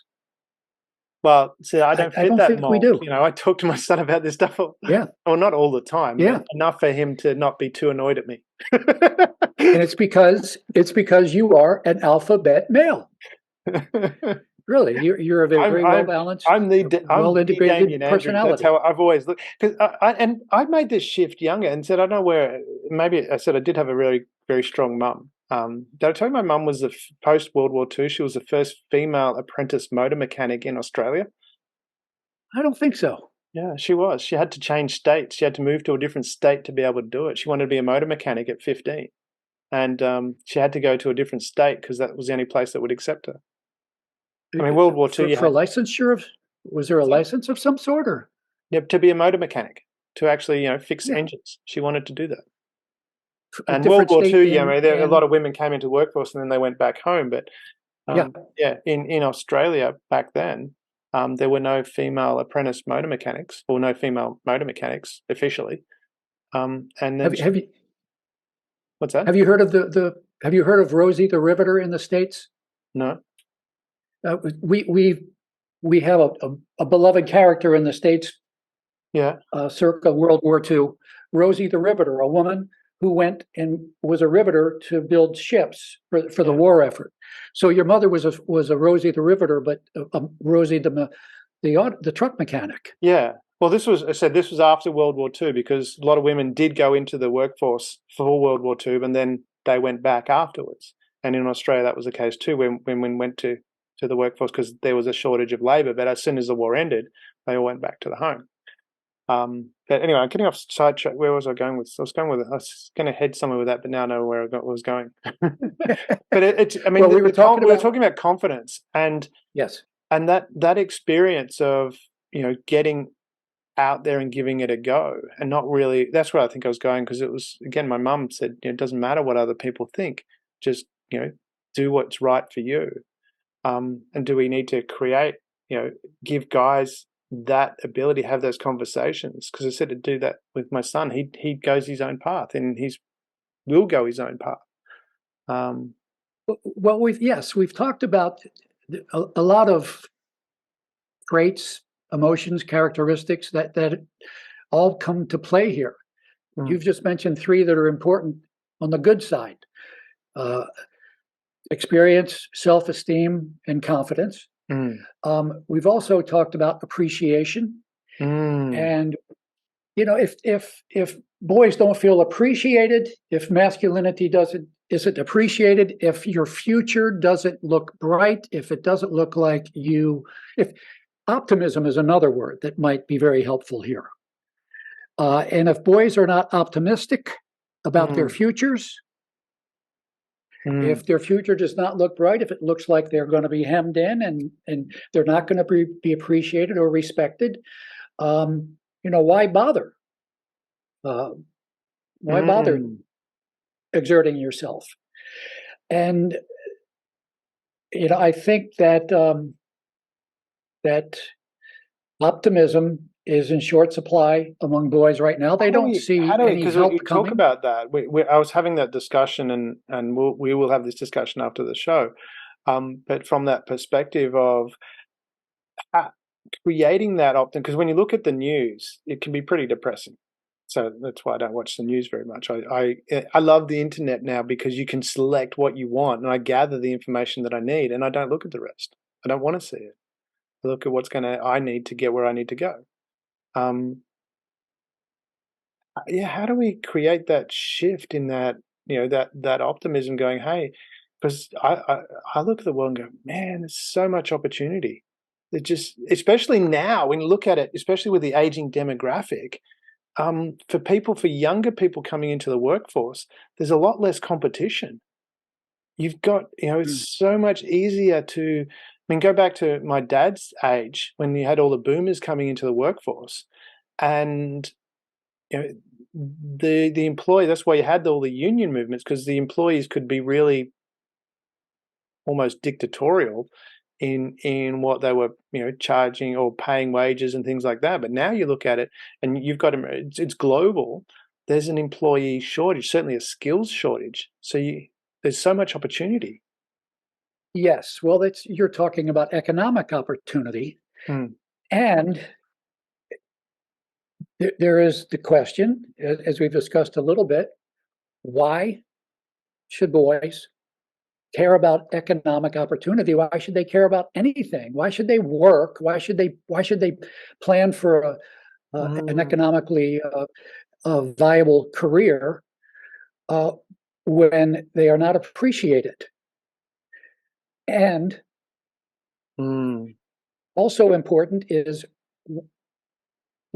helping them feel appreciated, whether or not they have a high-paying job or not.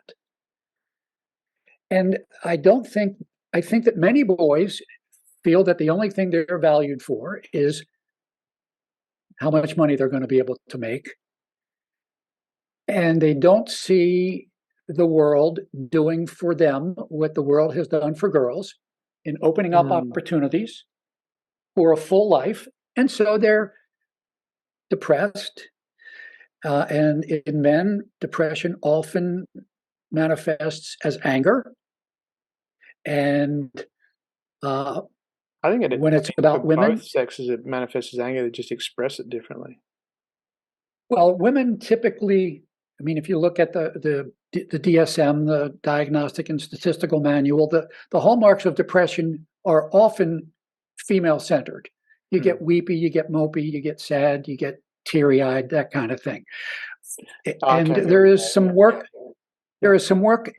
afoot now for psychologists, male-friendly psychologists, to say, no, we need to recognize that male depression manifests differently, and if we're going to if we're going to stem the tide of male suicide, we need to do a better job of diagnosing depression early.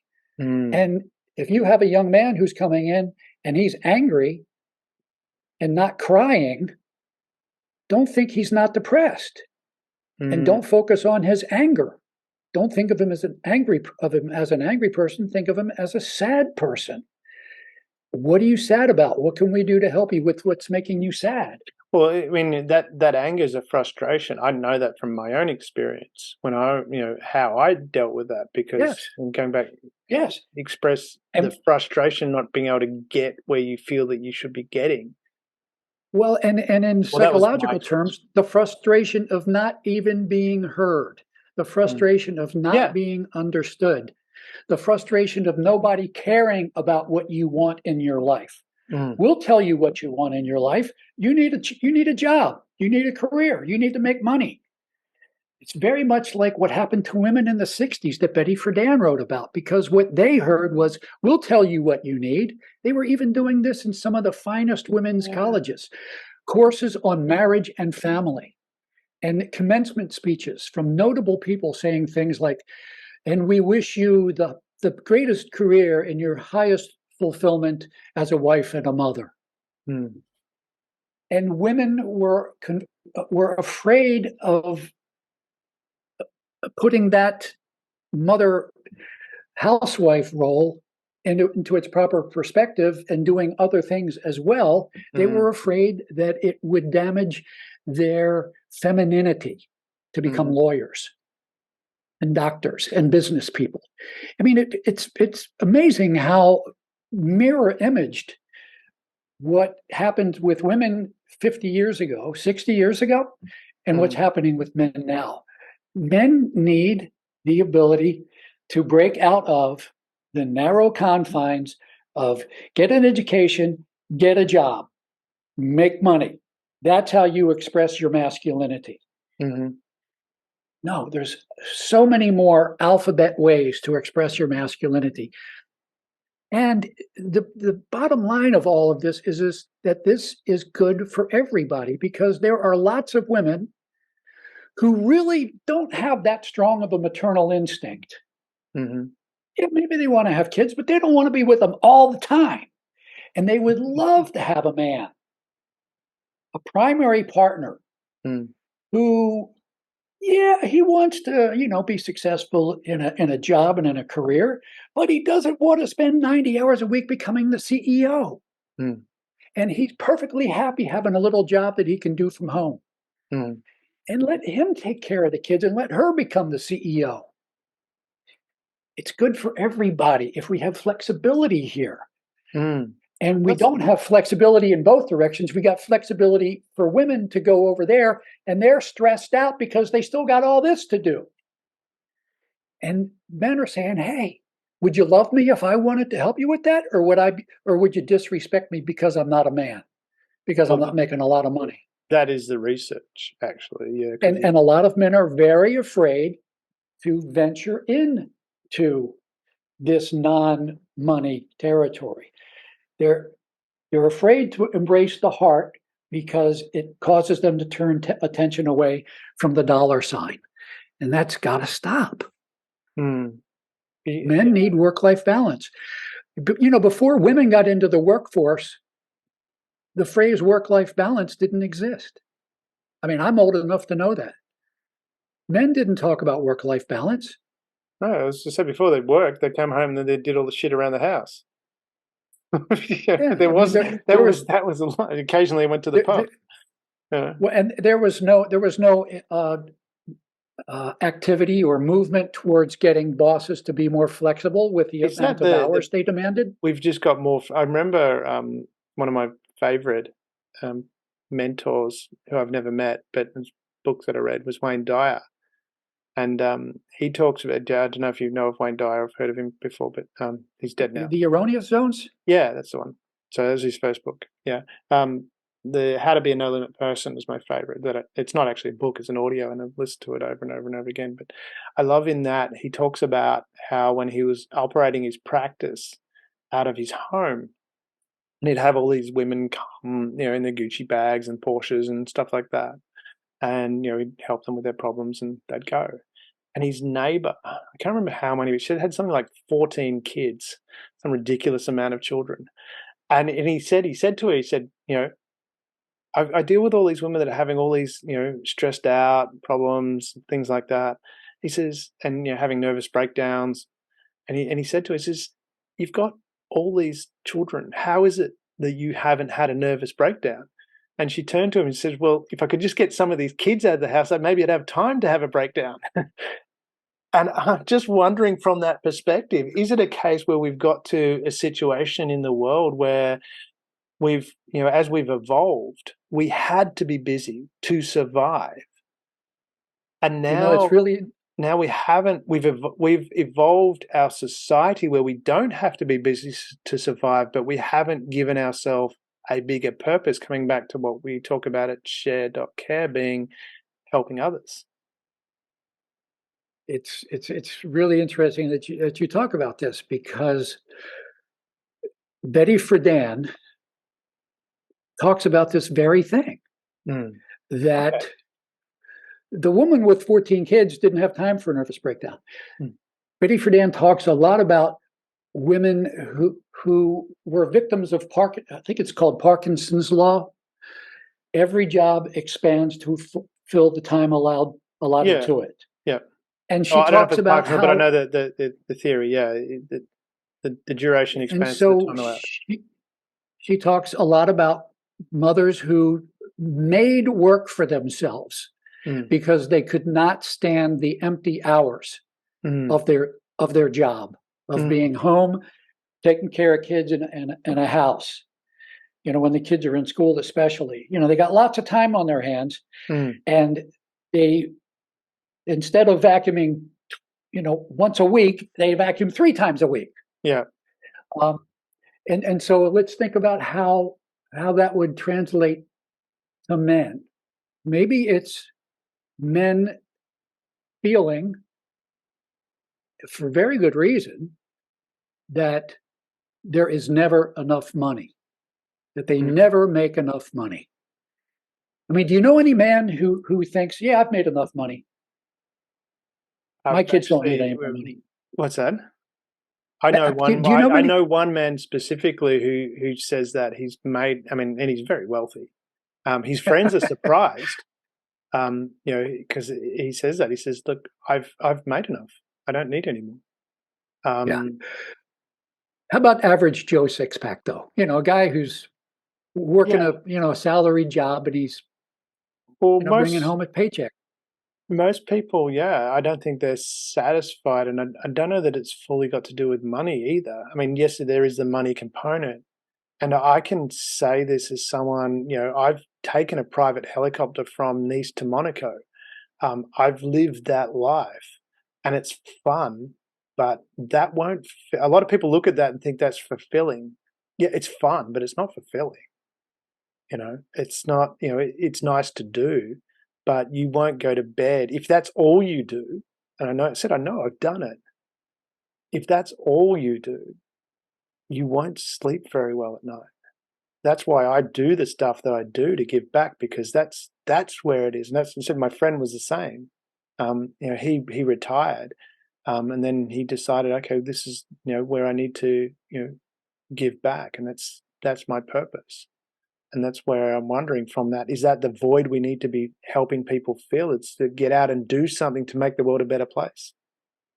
Well, that really is sort of the bazillion-dollar question. What's the meaning of life? What are we doing all this for? But real quickly, were you a helicopter pilot? I didn't fly it. It was chauffeur. You flew in. Yeah, so we flew to Nice, and then a helicopter picked us up, and cool. And very cool. myself and It was cool. It was cool. So it's a very Rated interesting because distinction you've made between fun and fulfillment. mm, And maybe one of the problems in the world today, at least in the United States, that seems to be making us go crazy, is that we have mistaken fun for fulfillment. And everybody in the TV commercials is smiling and having fun, but are they fulfilled? And what is fulfillment? What is the meaning of life? And you guys do should we just know. need to acknowledge we don't know what the meaning of life is, but there is such a thing as life, and it's worth making happy and healthy as we can make it. Well, this is where, I mean, and I'm going to pick on you because you're American, and you guys created this. You created the first feature-length Americans have animated. all the power. I'm not going to kidding. debate you on that one. I'm only kidding. You have a lot of power. We don't have all the power. Go ahead. But I'm, what I'm coming to is that you created the first feature-length animated movie. Walt Disney did. Snow White. Now, what is when she's cleaning the house with all the animals? What does she sing? Whistle while you work. They didn't know this at the time. But when you think, you don't even have to do anything. When you think a happy thought, and this is coming back to gratitude, when you think a happy thought, your body immediately starts producing dopamine and serotonin. So you don't have to do anything. You just have to think it, which is why gratitude works. And again, I'm going to pick on you because you're American, is Mary Poppins. In every job that must be done, there's an element of fun. Find the fun and the job's a gain. Because again, you're producing dopamine. It's all there. So it's all there. So basically, Australians suffer from Walt Disney envy. Exactly. Well, maybe just me. I don't know. But I was looking at that going, that's really profound back then. And I'm sure it came from well before the movie came out. But whistle while you work. And I mean, that's why I don't have a bad day. I've trained myself to an unconscious level. I can feel it very briefly where I might be starting to come down a little bit. And all of a sudden I shift and go, what's great? How can I do this? How can I? And I also still, because I have a philosophy where I don't believe in good or bad. No, it's not good or bad, positive and negative. When we look at positive and negative, if you take it from a battery perspective, people say find the positive in what's happened. To me, and I think it's because I'm lazy. I look for efficient ways of doing things. And if you've got to look for the positive in something, it means that there's a negative, and you've got to try and work through that. And the analogy I looked at was, if you take a battery, while it's not in flow, while it's not doing anything, you've got a positive and negative. But once you connect it to a circuit and turn it on, there is no positive and negative anymore. There's a flow. The positive and negative just highlights the direction the flow goes. But it's not positive in it because it goes in a circle or goes in a loop. Maybe it's not a circle, but it's a loop. And that's where I was taking, and I took it from Shakespeare. And I think there's a quote in the Bible too, but certainly in Shakespeare, Hamlet, Scene 2, Act 2. Nothing is good or bad. Thinking makes it so. And so for me, it became anything that happens is just an event. How do I use that event to get where I want to go? Now, the presupposition is I know where I'm going. If you don't know where you're going, that comes back to what we were talking about with confidence, is do you know where you're going? Do you have a purpose? And I have the question about with purpose, do you have to find your purpose, or can you just do something? Again, create that flow, whistle while you work, and then you've got a purpose. You just need to do something. And I haven't answered that question yet. For me, I know from my life, there was times where I just went and did stuff. Like I said, joined the army to get out of school. And it was fun. I enjoyed it. Was there a bigger purpose that led me to what I'm doing now? But on that journey, yes, I had down moments. I didn't have great days every day, and I went through a process of finding myself. But on my journey, the times where it was really empowering was when I remember, after I left the army, and I didn't have a job. I didn't have any money in my bank account. I had a $20 note in my pocket, and that was it. Didn't have any change either. I was walking through the Perth Mall, and an Aboriginal man came up to me and said, "Did I have any change?" Now, honestly, I didn't. And for whatever reason, I pulled the $20 note out of my pocket, the only money I had. I gave it to him. He looked at it. He turned it over a few times. I think he was checking to see if it was real. And again, this is going back 30 years, so $20 is a lot of money. Then he started dancing in front of me. He jumped up on top of a bin and was dancing. He went over, jumped on a chair, and then he went over to what I assume was his girlfriend or his partner and was dancing and showing them, "Look at how I got this." And I just stood there for I don't know how long. And I just felt amazing. Ironically, and I don't, coincidence, whatever, the next morning I got a phone call saying, "Look, there's a job here. We need someone to start right away, but we've got a few people we're interviewing. Can you come in for an interview?" So I went in, and I don't know, maybe because I felt good about myself, I presented myself very well, then I got the job. And that's where I'm wondering, when we look at, do we have to find a purpose, or do we just show up? And is that what we need to be teaching, young boys? Show up and do something, anything, but do something, leave the world a bit better. Wherever you go, leave it a little bit better because you were there. Whatever that is, whether it's, taking care of kids, leave it a little bit better. Yes. So let's extend this in time a little bit. A lot. Let's extend it for 10 years. You can't pull out $20 you don't have every day. Yeah. Suppose let's imagine you as a little boy doing something very noble and generous. Suppose you were back in that mall the next day, and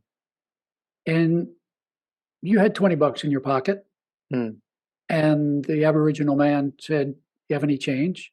And you gave him the $20, and he danced, maybe a little less vigorously, but then again and again and again, every day, it becomes expected that you will give up that $20 that you have, leaving nothing for yourself. You might get to a point where you just say, "I'm done. I'm done." And I wonder if that suggests at all how the young boys that you and I are talking about and concerned about, are they feeling like this has been going on for the last 5 generations of men? Maybe 3, maybe 2, but enough for it to register with young men. We're done. It's just give and give and give, and nothing, no fuel for me to be able to sustain this.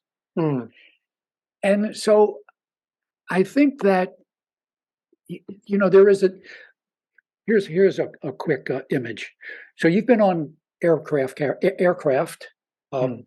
jetliners, and at the beginning of the flight, you get the safety briefing. If we lose cabin pressure, the oxygen mask will come down. What do they tell you?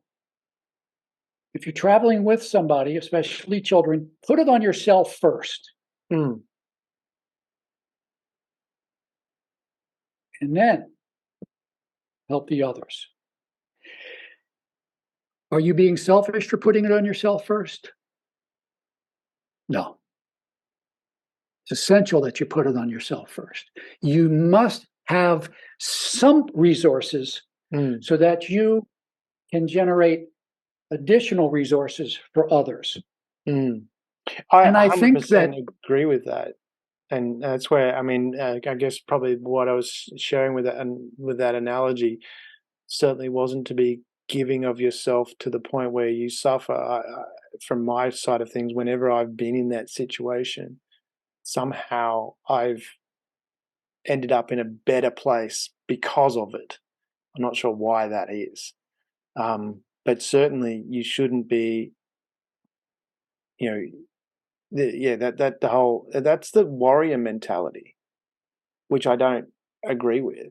Sacrificing yourself for others. And I don't know that, I mean, I don't look at how, when I helped that person, that I was sacrificing myself. I never thought of it that way.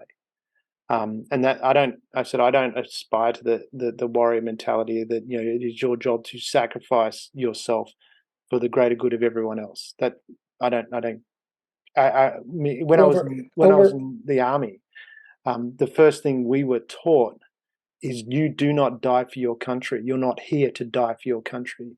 You're here to make the other person die for theirs. You know, it's, so yeah, I completely agree with that. The young boys having that purpose, I think, is important. And having, we need, like you say, we need to have that place where they can express themselves and have that safe place. And so I think, again, I was lucky because I grew up with that from a very early age. I had a safe place. So I had that, and there was a study done of anyway, I won't get into there, but there's a lot of research that shows from an early age is how, you know, a lot of our shaping happens, of who we are, happens at an early age, and very few people break out of that. And maybe I was lucky to have that shaping that I did. But we certainly, for young boys, need to give them that safe space to be them, to be boys, to be men.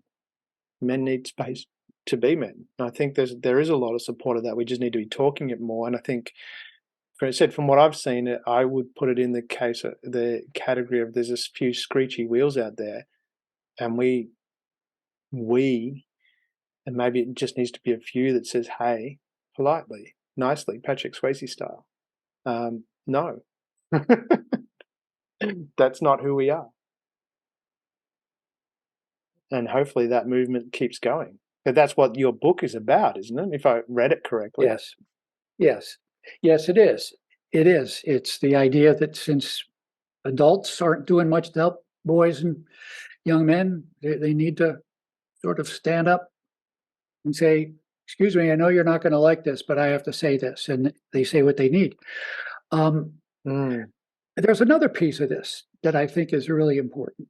That is, you talk about screechy wheels. And I think that's a very strong phenomenon, that there are a lot of screechy wheels who screech and say things and make noises that sort of grate on the nerves and the self-confidence and the self-esteem and the optimism and the feelings of appreciation of men and boys. But they are not the majority of people who know men and boys. Most women are not screechy wheels about men and boys. Correct. They don't mind enjoying the advantages that the screechy wheels get for them. Sort of like in the old South of the United States, you didn't have to be an overt racist and hate blacks to benefit from the fact that blacks were marginalized. And so you could get the good jobs. You didn't have to be a racist about that. It just sort of fell in your lap. I think what's an important ingredient of everything we're talking about, what needs to make things better for men and boys, is to recognize, first of all, that adult men we're in foxholes. Many adult men are in foxholes. We don't dare stick our heads up to try to help out here. We need women.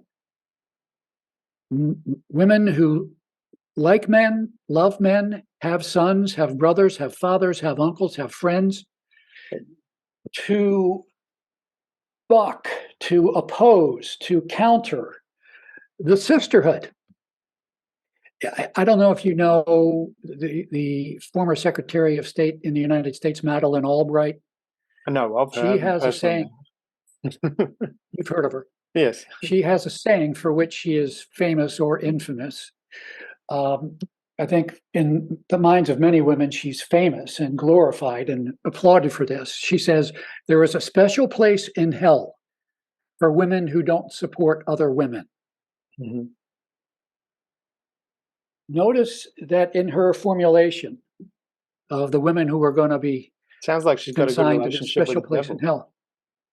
Well, she doesn't say. That's how I interpret that. How do you know? Have you done a deal? Saying anything about. She isn't saying anything about women who deserve to be supported. Just all women. All women need to be supported. The sisterhood is very strong. I could show you a study done by a woman, interestingly enough, that at least in this one study with this one methodology, concluded with certainty, she says, the researcher said, that women exhibit 4.5 times more in-group bias than men do. That's very powerful.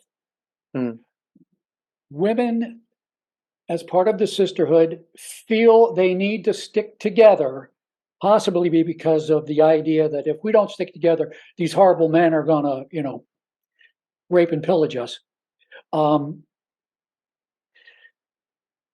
The sisterhood is very strong. Groupthink takes over. And part of groupthink is there's an in-group and there's an out-group. The in-group starts thinking it's perfectly fine and wonderful, starts demonizing the out-group, that would be men. And another aspect of groupthink is the belief that everybody in the in-group agrees with the precepts presented as in-group precepts. But it's not true. Many women do not believe that men are scum and men are dogs and we don't need men and all sex is rape and men are just patriarchal beasts who want to keep women down and men are violent. Many women don't believe that. And it would really be good if the women who have already sort of achieved consciousness about sexism and are benefiting from a relative freedom from sexism, speak up on behalf of men and say, hey, sisters, look at what we're doing to these guys. Because they're not speaking up themselves. We've got them so scared they're in foxholes. Women really need to be part of the movement for what men and boys need. How do you get that in? I mean, from what I've seen, have you heard of the movie The Red Pill? Yeah. Yeah, and well, as I understand it, that the director of that was a feminist until she did the film, and then she went the other way. And I've seen a number of TED Talks where a number of feminists have gone up and said, actually, you need to be an equalist, not a feminist. If you want equality, it's about equality for all. And do you think that's happening? That there are women, there seems to be some, I don't know if maybe. Well, I didn't watch too much about Madeleine Albright, but one of the reasons I am sort of blown away by almost being at the end of the feminine mystique is that Betty Friedan, about 17 years after she published The Feminine Mystique and got the modern women's movement started, wrote and spoke. She wrote in Red Book magazine, and I think she said it at a conference somewhere. The conversation has gone on too long in terms of women alone. Let's have men join us at the center of the second stage. She talked about, in The Feminine Mystique, she did not blame men. She also did not say women were perfect. She talked about a lot of the foibles that women are involved in. She doesn't blame women. She doesn't blame men. She says, look, it's the culture that's driving us all crazy and making us do what we do. Yeah, but aren't the people the And culture? so that, I find huh? people saying it's the culture a bit of a cop-out. The people, it's like the same as, blaming the government. The people, the government is only what the people allow it to happen. I'm working in one of the Well, countries that which, I've I been mean, working look, to help, suppose, that people, wouldn't help. And it's like, well, I can't help you if you're not going to help yourself. And that's where well, look, isn't that well, what I we're don't think it's talking a about? cop out. I don't think it's a cop out to say that cultures are very influential on the people who live in them. I don't think that's a cop out Yeah, but at we all. I make think up it's, that culture though. So we need to well, be like exactly what you're doing is being that voice to help change the culture because it's made up by how the people behave. yeah, but I've been doing this since 1983 and I haven't changed the culture. Yeah. The culture is very powerful, Mm, hugely powerful, deeply entrenched, mm, and there are vested interests.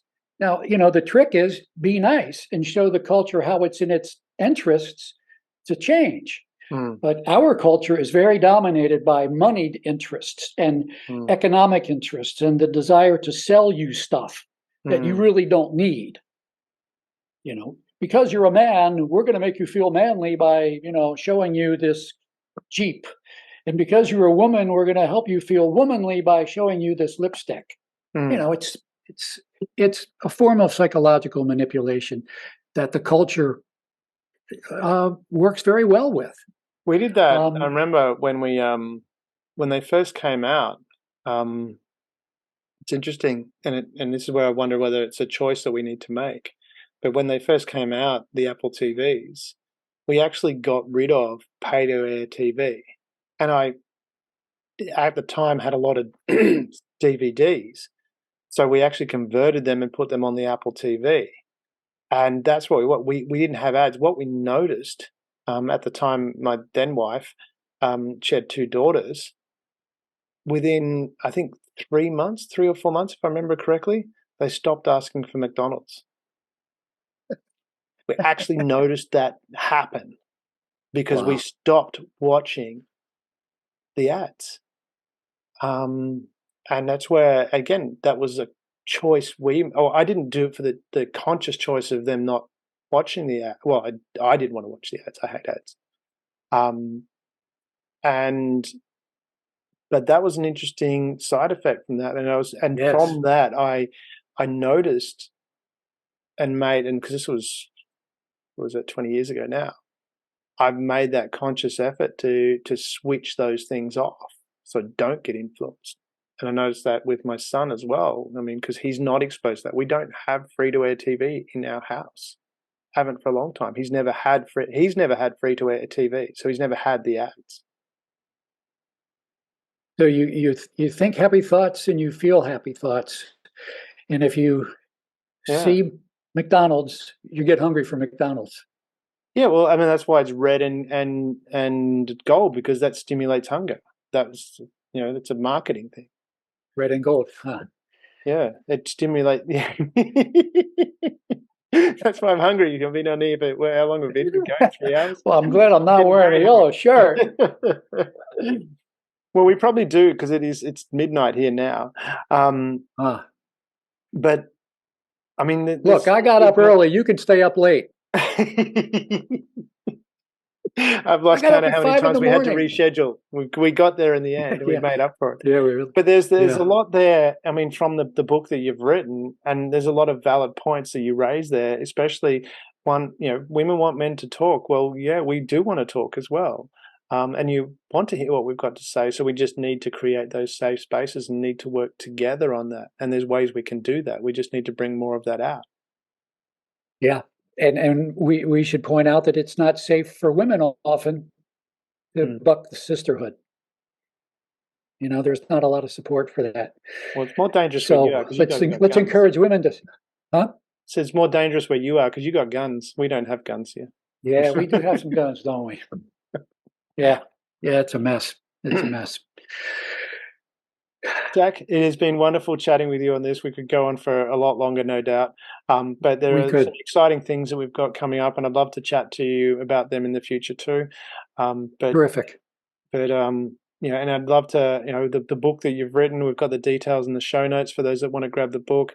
And yeah, for people out there, men and women, let's show some respect to everybody. And as you said, we can listen, and we don't have to agree. We can listen, and maybe we might learn something. Yeah. Good advice. All right, Good it's a advice. pleasure. You're doing amazing work, Damien.